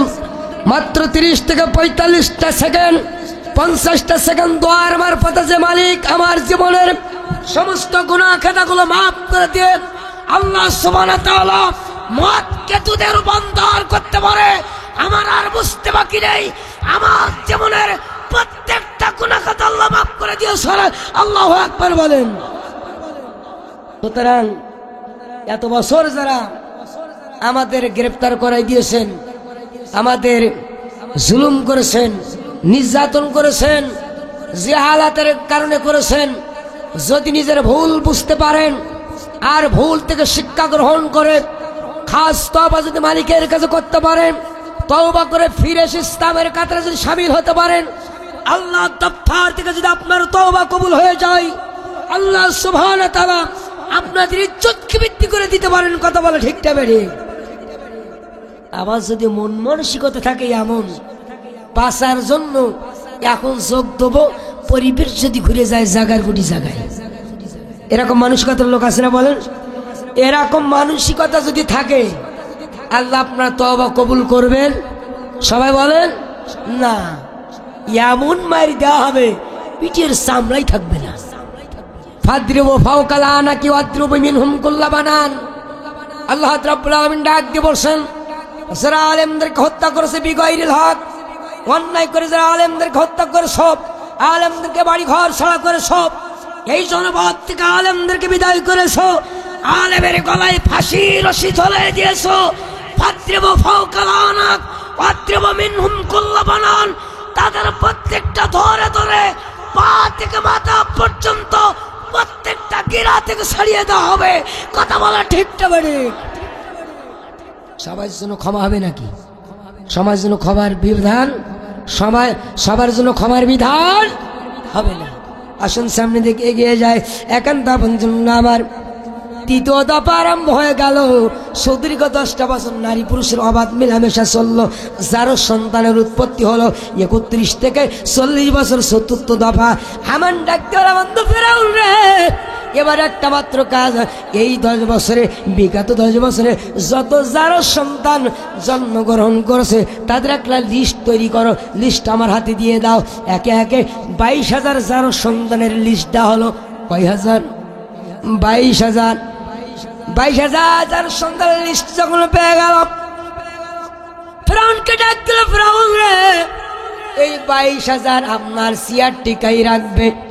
মুসা কালিমুল্লাহ লোক যখন ময়দানে নেমে যাবে, এরাই তাদের গুলি করবে, এরাই তাদের দুনিয়া থেকে বিদায় করে দিয়ে দিবে, এরাই তাদের গ্রেপ্তার করবে, এরাই তাদের লাঠি দিয়ে পিটাবে, ময়দান ফাঁকা করে ফেলবে। 22,000 আমি যার যেখানে বসাই বলবো তার সেখানে বসাই দাও। ইচ্ছা মতন বসানো হয়ে গেল। আর বসানোর মাধ্যম দিয়া ফেরাউন তার চেয়ার পাকাপোক্ত করে ফেলেছে। আমার আল্লাহ ডাকতে বলেন, লিনানজুরা কাইফা তা'লামুন।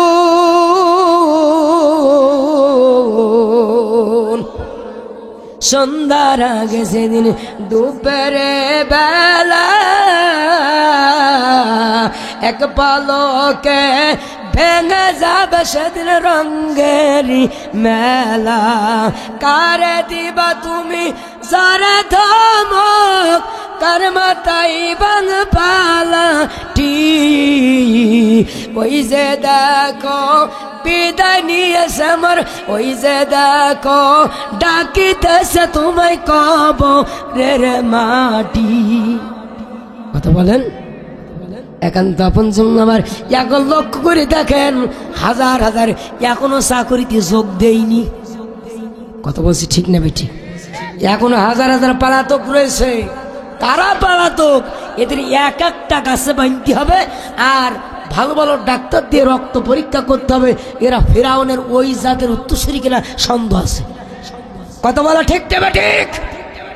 যারও সন্তান উৎপত্তি করে ফেরাউন তার চেয়ার টিকায় রাখতে পারে নাই। নমরুদ তার চেয়ার টিকায় রাখার জন্য অসংখ্য আলেমদেরকে হত্যা করেছিল, চেয়ার টিকায় রাখতে পারে নাই। ফেরাউন তার চেয়ার টিকায় রাখতে পারলো না, আবু জেহেল তার চেয়ার টিকায় রাখতে পারলো না। লেডি ফেরাউন এত প্রচেষ্টার মাধ্যম দিয়ে তার চেয়ার টিকায় রাখতে পারে নাই। কথা বলা ঠিক না বেঠে? চেয়ার থেকে সরাই দেওয়ার মালিক, সবাই বলেন মালিক আল্লাহ সুবহানাহু ওয়া তাআলা। আল্লাহ নবী আখির জামানের পয়গম্বর হাবিব নবীর চাচা হযরত আমির আমনের লাশটা নবীজির গায়ের চাদর বিছাই দিলেন। চাদরের পর সাজানো হলো, মাথা থেকে পা পর্যন্ত 73 খণ্ড লাশটা সাজানো হলো। সাজানোর পরে নবীজি নিজে জানাজার ইমামতি করলেন, কবরের মধ্যে রাখলেন। পরের দিন সকালবেলা আল্লাহ নবী যখন চোখের পানি ছিঁড়ে দিয়ে কাঁদতেছেন, এই সময় হযরতে জাবের ইবনে আব্দুল্লাহ নবীজির কাছে আসছেন। জাবের ইবনে আব্দুল্লাহকে আল্লাহ নবী ডাকতে বলে, ও জাবেরের পুত্র আব্দুল্লাহ রে, তোমার আব্বা কি অবস্থায় আছে? তোমার আব্বা গতকালকে শাহাদাত বরণ করেছে উহুদের জমিনে। তোমার আব্বা কোন অবস্থা আছে তুমি জানো নাকি? আল্লাহ নবীর সাহাবা ডাকতে বলে, মালা নে রাসূলুল্লাহ, এ জ্ঞান আমার কাছে নাই, আল্লাহ নবী ভালো বলতে পারবেন। আল্লাহ নবী ডাকতে বলেন, ও আমার সাহাবা শুনে রাখো, তোমার আব্বা শাহাদাত বরণ করার পরে আমার আল্লাহ সুবহানাহু ওয়া তাআলা ডাকতে বলে, ও জাবের রে, তুমি আমার কাছে কি চাও? হযরত জাবের ডাকতে বলে, ওগো আল্লাহ, আমি তোমার কাছে আর কিছু চাই না, শহীদের মর্যাদা যা ছিল সব পেয়েছি। কোরআনুল কারিমে তুমি ডাক দিয়ে বলছো, ওয়ালা তাহসাবান্নাল্লাযীনা কুতিলু ফি সাবিলিল্লাহি আমওয়াতা।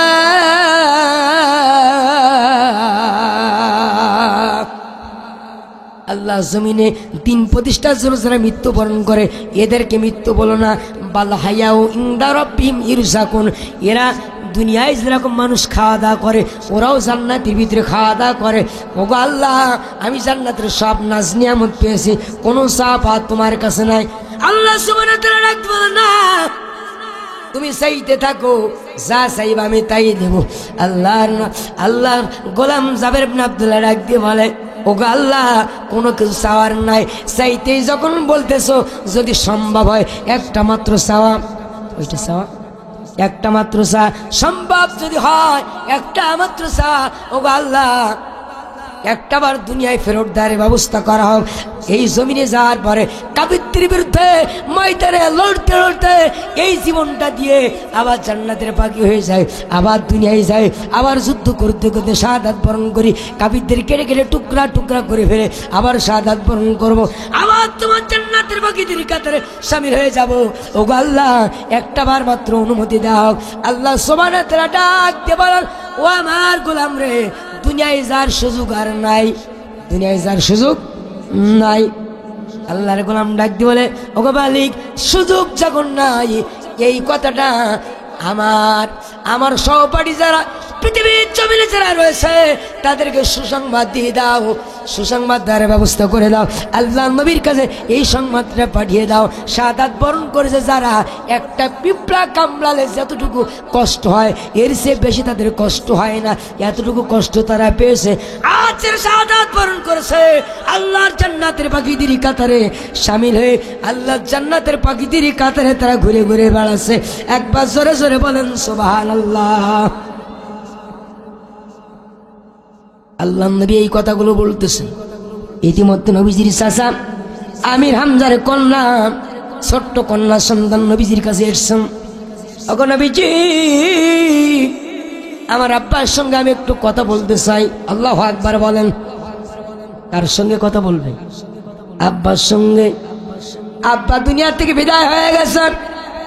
আল্লাহ নবী ডাক দিয়ে বলেন, ও কলিজার টুকরা বোন আমার, গতকালকে তোমার আব্বা শাহাদাত বরণ করেছে উহুদের ময়দানে। আমি বিশ্ব নবী যার জানাজার নামাজের ইমামতি করলাম, আমার গায়ে চাদরটা বিছায় দিলাম। এই চাদরের পরে তোমার আব্বা আমার প্রাণের চাচা যার লাশটা সাজাইয়া আমি বিশ্ব নবী কবরের মধ্যে রাখলাম। আর এখন তুমি বলছো আব্বার সঙ্গে কথা বলবো, কেমনে কথা বলেই দেব? এটা সম্ভব নয়। কন্যা সন্তান ডাক দিয়ে বলে, সুবহানাল্লাহ, কোরআন যদি সত্য হয়, ইসলাম যদি সত্য হয়, নবী যদি সত্য হয়, জান্নাত জাহান্নাম যদি সত্য হয়, আল্লাহ আছে, আল্লাহ যদি সত্য হয়, আমার আব্বার সঙ্গে আমার কথা হবে। একবার জোরে জোরে বলেন মারহাবা। ওয়ালা তাকুলু লিমান ইয়াকতালু ফি সাবিলিল্লাহি আমওয়াত বাল আহয়াউ ওয়ালাকিন লা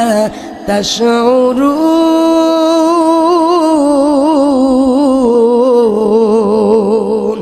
একটু কালিমা জিকির করুন, সুবহানাল্লাহ, আলহামদুলিল্লাহ। আর সামনে আগে আসেন, সুবহানাল্লাহ, আলহামদুলিল্লাহ।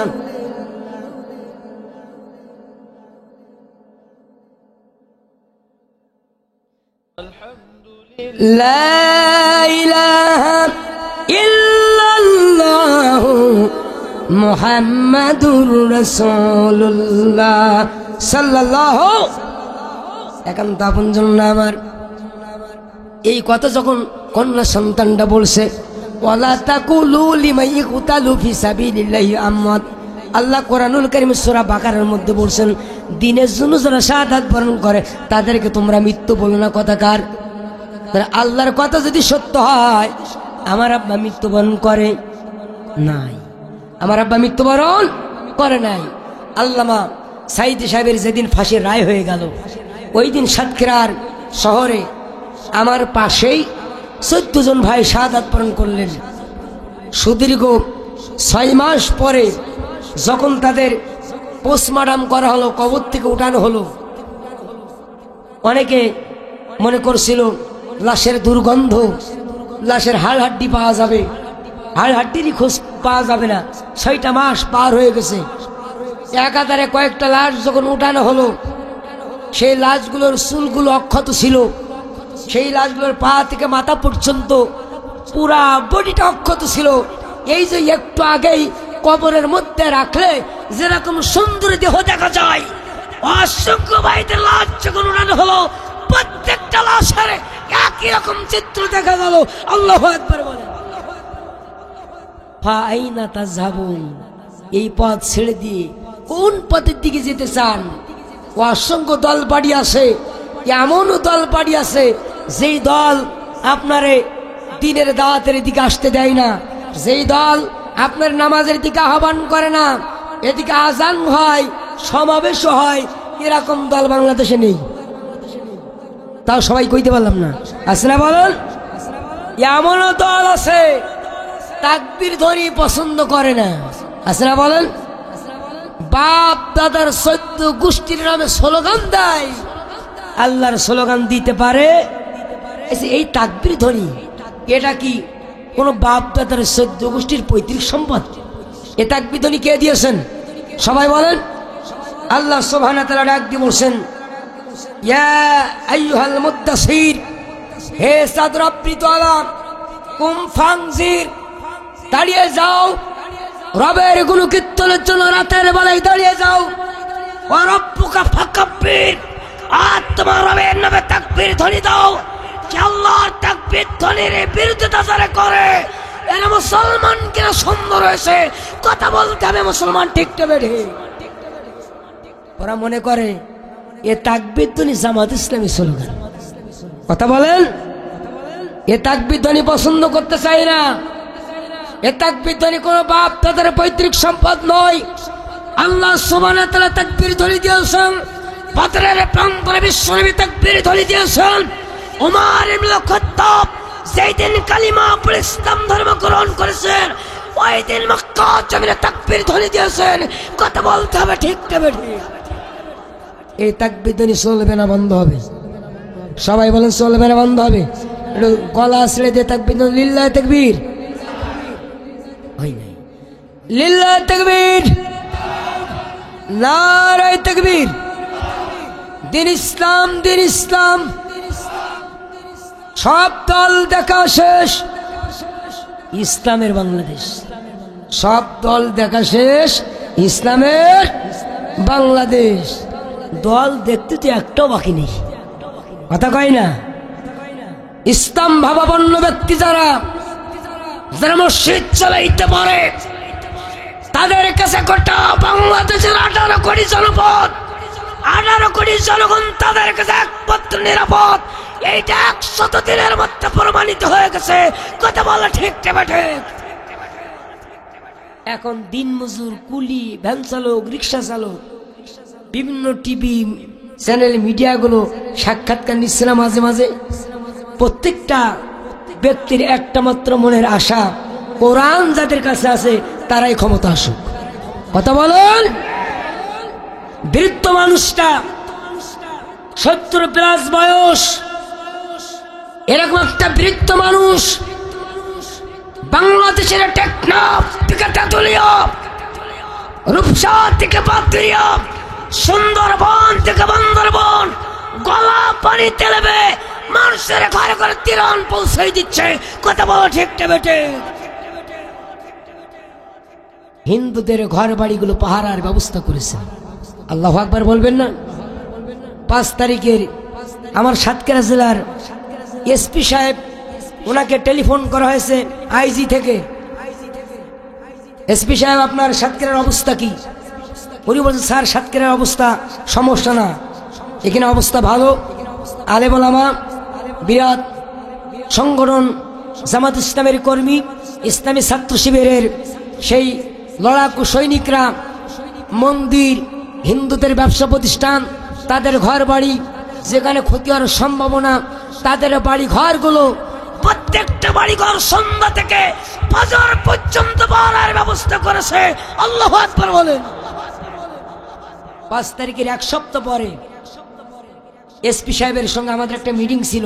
উনি আবেগই বলে ফেলেছে যে আমরা ময়দানে কেউ ছিলাম না, প্রশাসন ছিল না, আর্মি ছিল না, ডিজে বাই ছিল না, পুলিশ বাহিনী তো সব লেজ গুটাইয়া সব ক্যাম্পের মধ্যে ঢুকে গেছে, পুলিশ লাইনের ব্যারাকের মধ্যে অবস্থান করছে। আমরা চিন্তা করেছিলাম সাতক্ষীরার জনপদে সবচেয়ে নির্যাতন হয়েছে বেশি, সবচেয়ে শহীদ বেশি, সবচেয়ে ঘরবাড়ি ভাঙচুর করা হয়েছে বেশি, সবচেয়ে বেশি মামলা দেওয়া হয়েছে, এক একটা মানুষের নামে শত শত মামলা দেওয়া হয়েছে। না জানি সাতক্ষীরা জেলা আজকে একটা রাতের মধ্যে শ্মশানে পরিণত হয়ে যাবে। কোন দিক থেকে দুঃসংবাদ আসবে। সকালবেলা উঠে দেখলাম গোটা বাংলাদেশের মধ্যে সবচেয়ে সাতক্ষীরার জনপদ নিরাপদ হয়ে গেছে। আল্লাহু আকবার বলেন। কারণ কি জানেন? তাদের হৃদয়ে আল্লাহর ভয় আছে, তারা কখনো মানুষের ক্ষতি করতে পারে। এখন তো আপন জন্য আমার আজও পর্যন্ত সাতক্ষীরাতে সেই নির্যাতন হয়েছে তার একটা বদলাও, একটা মাত্র নির্দেশ আমিরে জামাত নির্দেশ দিয়েছেন। ওরা জালিমের ভূমিকা পালন করেছে, আমরা ছিলাম মাজলুম। আমরা কি ছিলাম? গতকালকে যারা মাজলুম ছিলাম, আজকে তারা জালিমের ভূমিকা পালন করতে পারে। আসুন সামনের দিকে এগিয়ে যাই। রাগ করতেছে নাকি আপনারা? আমার ভাবছেন একান্ত বন্ধুরা, আমার কথা বলছিলাম আল্লাহ নবী আখির জামানার পয়গম্বর হাবিব নবী জনাবে মুহাম্মদুর রাসূলুল্লাহ সাল্লাল্লাহু আলাইহি ওয়াসাল্লামের চাচা, খেয়াল আছে আপনাদের? নবীজির চাচা আমির হামজার লাশটা তখন নবীজি কবরের মধ্যে রাখছেন। ইতিমধ্যে আমির হামজার কন্যা ডাক দিয়ে বলেন, নবীজি আমার আব্বার সঙ্গে দেখা করতে চাই, একটু দেখা করার ব্যবস্থা করে দেন। আমার আব্বার চেহারা মোবারক দেখতে চাই, যদি কোরআন সত্য হয় আমার আব্বার সঙ্গে আমার দেখা হবে। আল্লাহ নবী বোঝানোর চেষ্টা করছেন, ও কলিজার টুকরা বোন আমার, তোমার আব্বাকে নিজে হাতে কবরের মধ্যে রেখেছি, আমি কেমনে দেখা করাই দেব? আর কন্যা সন্তানটা মালিকের কাছে ফরিয়াদ করতেছে আর আকাশের দিকে তাকাই আছে।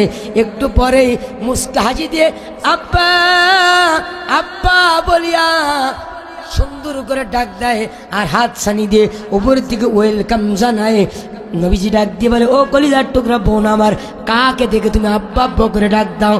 আল্লাহ নবীকে ডাক দিল, নবীজি ওই আকাশের দিকে তাকায় দেখেন একটা পাখিদের মিছিল যাচ্ছে, আর ওই পাখিদের মিছিলের ভিতরে আমার আব্বা আমির হামজা, যেই জনম দুঃখিনী আব্বা, যেই আব্বা আমার প্রত্যেক দিন সকালবেলা সন্ধ্যাবেলা আমার কপালে সোমা দিত, আমার সোমা না দিয়ে কোথাও যেত না। আমার আব্বা নিজে খাওয়ার আগে আমার মুখে খানা উঠাই দিত। আজকে আব্বা নাই, আব্বা পাখিদের কাতার থেকে ওই যে দেখুন ওয়েলকাম জানিয়ে জানাই দিছে। ও কলিজার টুকরা নয়নের পুতুলে আমার, দুশ্চিন্তা করার দরকার নাই। তোমার আব্বা খুন করে বিদায় হই নাই, তোমার আব্বা অপরাধ করে দুনিয়া থেকে বিদায় হই নাই। আল্লাহ জমিনে আল্লাহ দ্বীন প্রতিষ্ঠার জন্য তোমার আব্বার বুকের তাজা রক্ত ঢেলে দিয়ে আল্লাহ জান্নাতের পাখিদের কাতারে শামিল হয়ে গেছে। ও কলিজার টুকরা নয়নের পুতুলে আমার, এই পথের উপরে যদি প্রতিষ্ঠিত থাকতে পারো, কথা দিলাম জান্নাতের সিঁড়িতে তোমার আর আমার আল্লাহ দেখা করার ব্যবস্থা করে দিয়ে দেবেন। আসিবি ভাইয়ের মা, ও সাইদি ভাইয়ের মা, মুগ্ধ ভাইয়ের মা, আহাদ ভাইয়ের মা, সাইদ ভাইয়ের মা, ও আসিবি ভাইয়ের মা, মুগ্ধ ভাইয়ের মা, আহাদ ভাইয়ের মা, তোমরা বড় ভাগ্যবতী, আল্লে ধরাই দিনের জ্যোতি, সালাম জানাই তোমায় ফেরেশতা,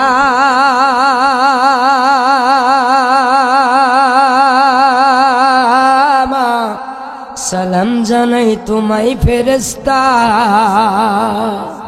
আল্লাহুম্মা আমিন। কেউ হারিয়ে ছেলে আর কেউ হারিয়ে ভাই, কেউ হারিয়ে দিনের সাথী নিশ্চয় ধারায়, কেউ হারিয়ে ছেলে আর কেউ হারিয়ে ভাই, কেউ হারিয়ে দিনের সাথী নিশ্চয় ধারায়। তাদের স্মৃতি অন্তরে কেঁদে কেঁদে ঘুমলে মরে, বুক ফেটে যায় কান্না ফুরাই না।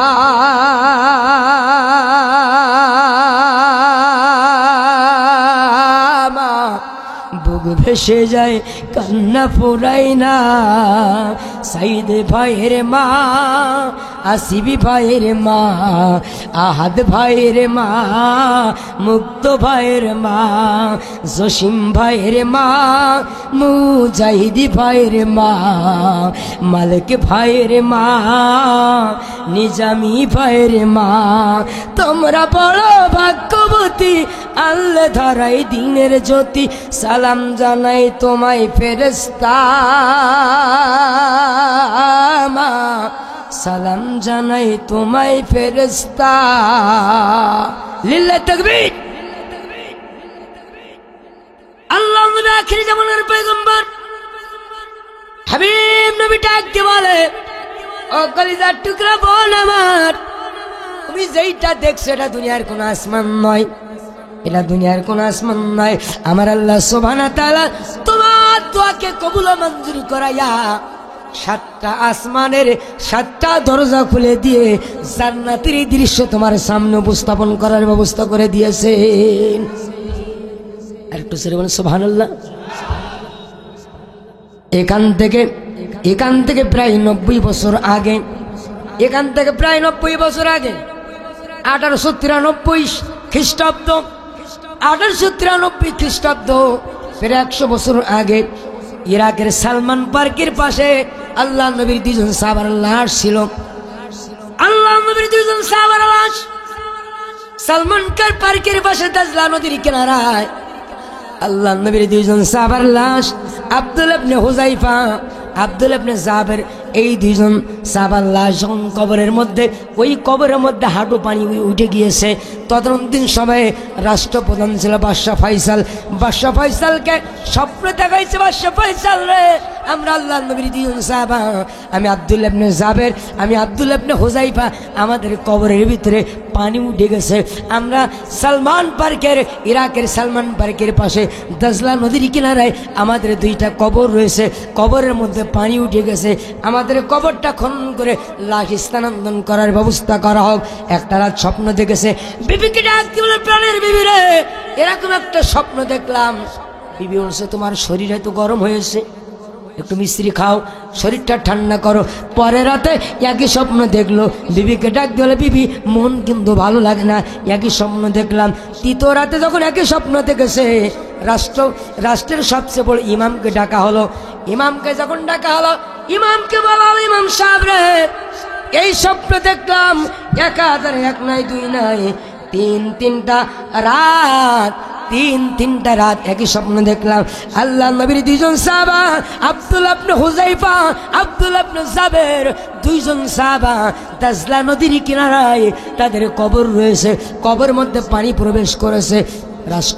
রাষ্ট্র ইমাম ডাক দিয়ে বলে, বাদশাহ ফয়সাল রে, আমি দুঃসাহসে, আমি ভয় করে আপনার সামনে বলতে পারি নাই, আমিও একই স্বপ্ন পরপর 3 রাত দেখেছি। আল্লাহু আকবার বলেন। তখন চলছে হজ্জের মৌসুম, জিলহজ মাস। এই জিলহজ মাসের 10 তারিখে কবর খনন করা হলো।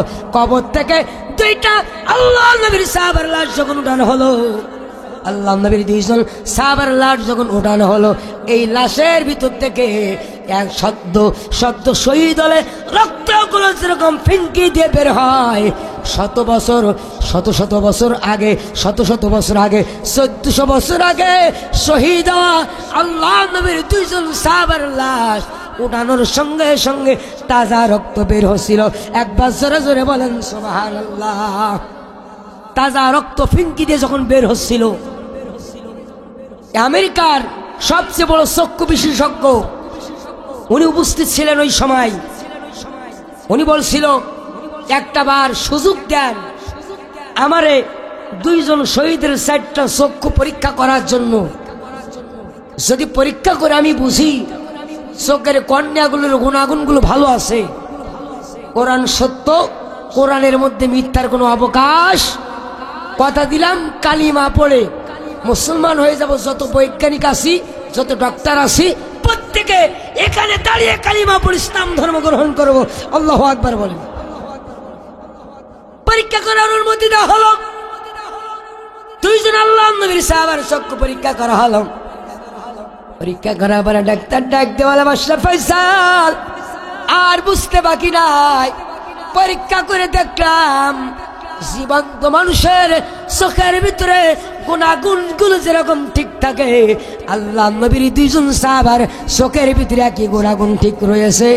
আমরা দেরি করতে চাই না, আমরা কালিমা পড়ে ইসলাম ধর্ম গ্রহণ করতে চাই। লা ইলাহা ইল্লাল্লাহু সাল্লাল্লাহু। স্বৈরাচারের দ্বিতীয় নম্বর অপরাধ ছিল স্বৈরাচার জুলুমান নির্যাতনের মাধ্যম দিয়ে সমাজ থেকে সমস্ত আলেম ওলামা বিদায় করছে। 3 নম্বর বৈশিষ্ট্য ছিল স্বৈরাচারের শিক্ষাখাত ধ্বংস করেছে। কথা বলেন ঠিক না বেড়ে? আল্লাহ সুবহানাহু ওয়া তাআলা ডাকতে বলেন। 4 নম্বর, আমি ব্যাখ্যায় যাব না। 4 নম্বর, এই স্বৈরাচারের অন্যতম বৈশিষ্ট্য ছিল সমাজের মধ্যে নাশকতা সৃষ্টি করা। নাশকতা করবে ওরা আর দোষ দেবে আলেম ওলামার উপরে। ওয়া ইন্নাহু কানা মিনাল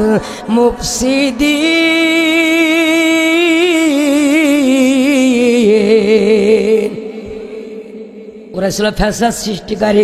যা পরিকল্পনা করত ওরাই পরিকল্পনা করত। বাড়ি থেকে আমারে গ্রেপ্তার করলো। গ্রেপ্তার করার পরে ওখান থেকে যখন আমার থানায় নিয়ে গেল, থানায় নিয়ে যাওয়ার পরে আমাকে গ্রেপ্তার করলো জিহাদি বই দিয়ে। কি দিয়ে? জিহাদি বই দিয়ে আমার গ্রেপ্তারে দেখাই দিল। রাষ্ট্রদ্রোহী মামলা দেওয়া হলো। 1 বার না 2 বার না 6 থেকে 8 বার গ্রেপ্তারে কারাগারে গিয়েছি। প্রত্যেকবার গ্রেপ্তার করেছে, কোনোবার মাহফিল থেকে, কোনোবার বাড়ি থেকে, কোনোবার মসজিদ থেকে। আর মামলা দিছে মার্ডার মামলা, পুলিশ মারা মামলা, ঘর পোড়ানো মামলা, নাশকতা মামলা, গাছ কাটা মামলা। গ্রেপ্তার করলো মসজিদ থেকে, মামলা দিল হত্যা মামলা। কথা বলেন। এ মামলা হামলার দিন আর থাকবে না।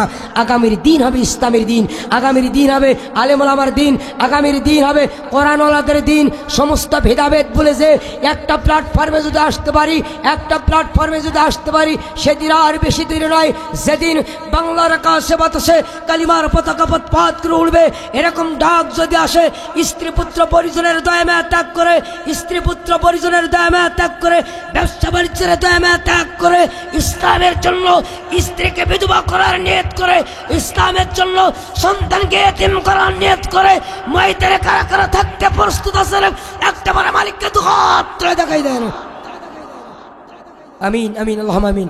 আল্লাহ আমাদের কবুল মঞ্জুর করুন। সকলে বসে আল্লাহ আমিন। একান্ত আপনজনটা আমার এজন্য মক্কায় শহীদের সঙ্গে কম, মদিনায় সবাই বলেন বেশি। শত্রু পক্ষের ক্যাম্প যদি বাইরে থাকে যুদ্ধ করা সহজ হয়। শত্রু পক্ষের ক্যাম্প যদি ঘরের মধ্যে থাকে, মুনাফিক মার্কা শত্রু যদি হয়, তাহলে যুদ্ধ করা কষ্ট। কথা বলেন।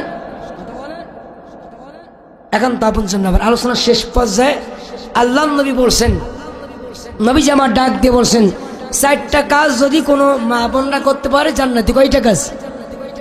1 নম্বরে as-salatu waqtuha, সময় মতো নামাজ আদায় করা। 1 নম্বর কি? সময় মতো নামাজ আদায় করা। 2 নম্বর, যখনই প্রাপ্ত বয়স্ক হবে তখনই পর্দা মানাতে হবে। ফরজে আইন। এখন যতই ওয়াজ করি, এই ওয়াজ কাজে লাগবে?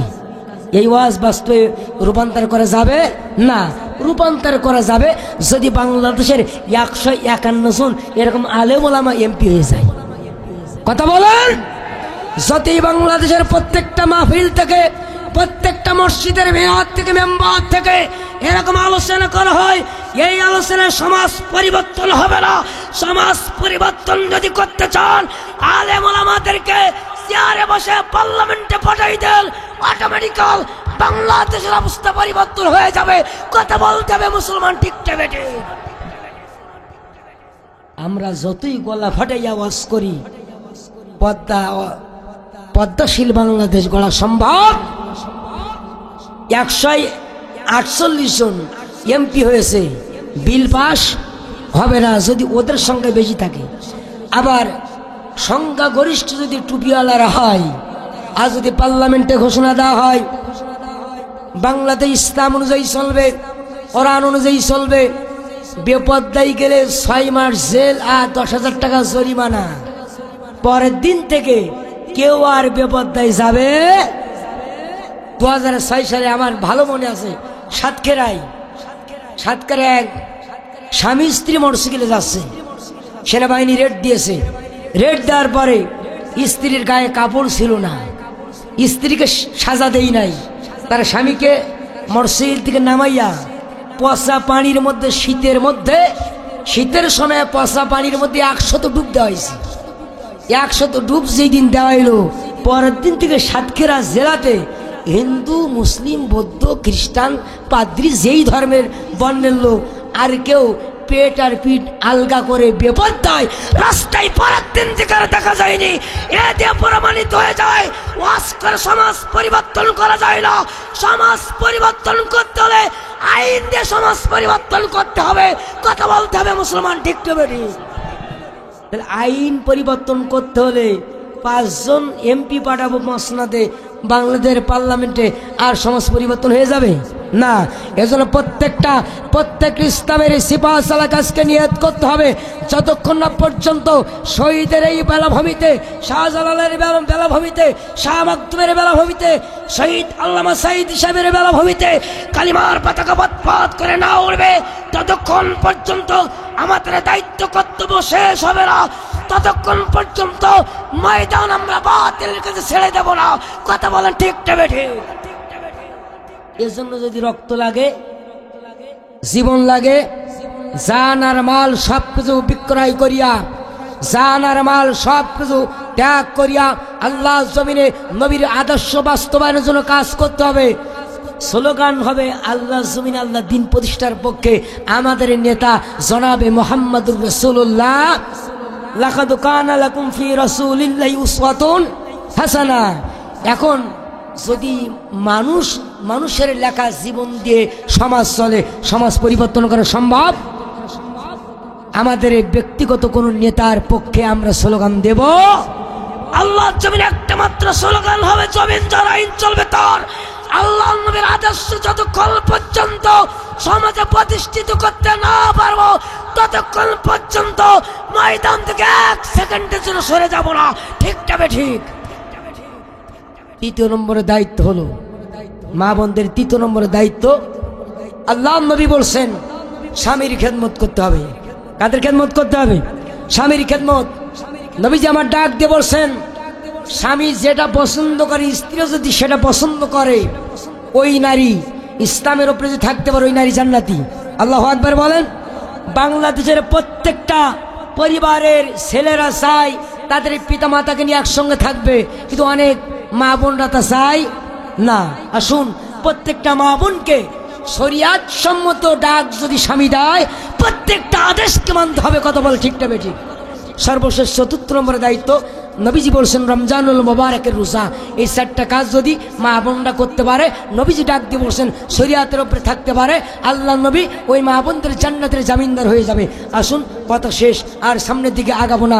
আমরা জাতিতে কি? সবাই বলেন জাতিতে মুসলমান। আমরা 1 ঘন্টা বাঁচতে চাই, একটা মুহূর্ত বাঁচতে চাই। 1000 বছর রাজ করার জন্য মুসলমানদের জন্ম হয় নাই। 1 ঘন্টা বাঁচবো, সিংহর মতন গর্জন দিয়ে বাঁচবো।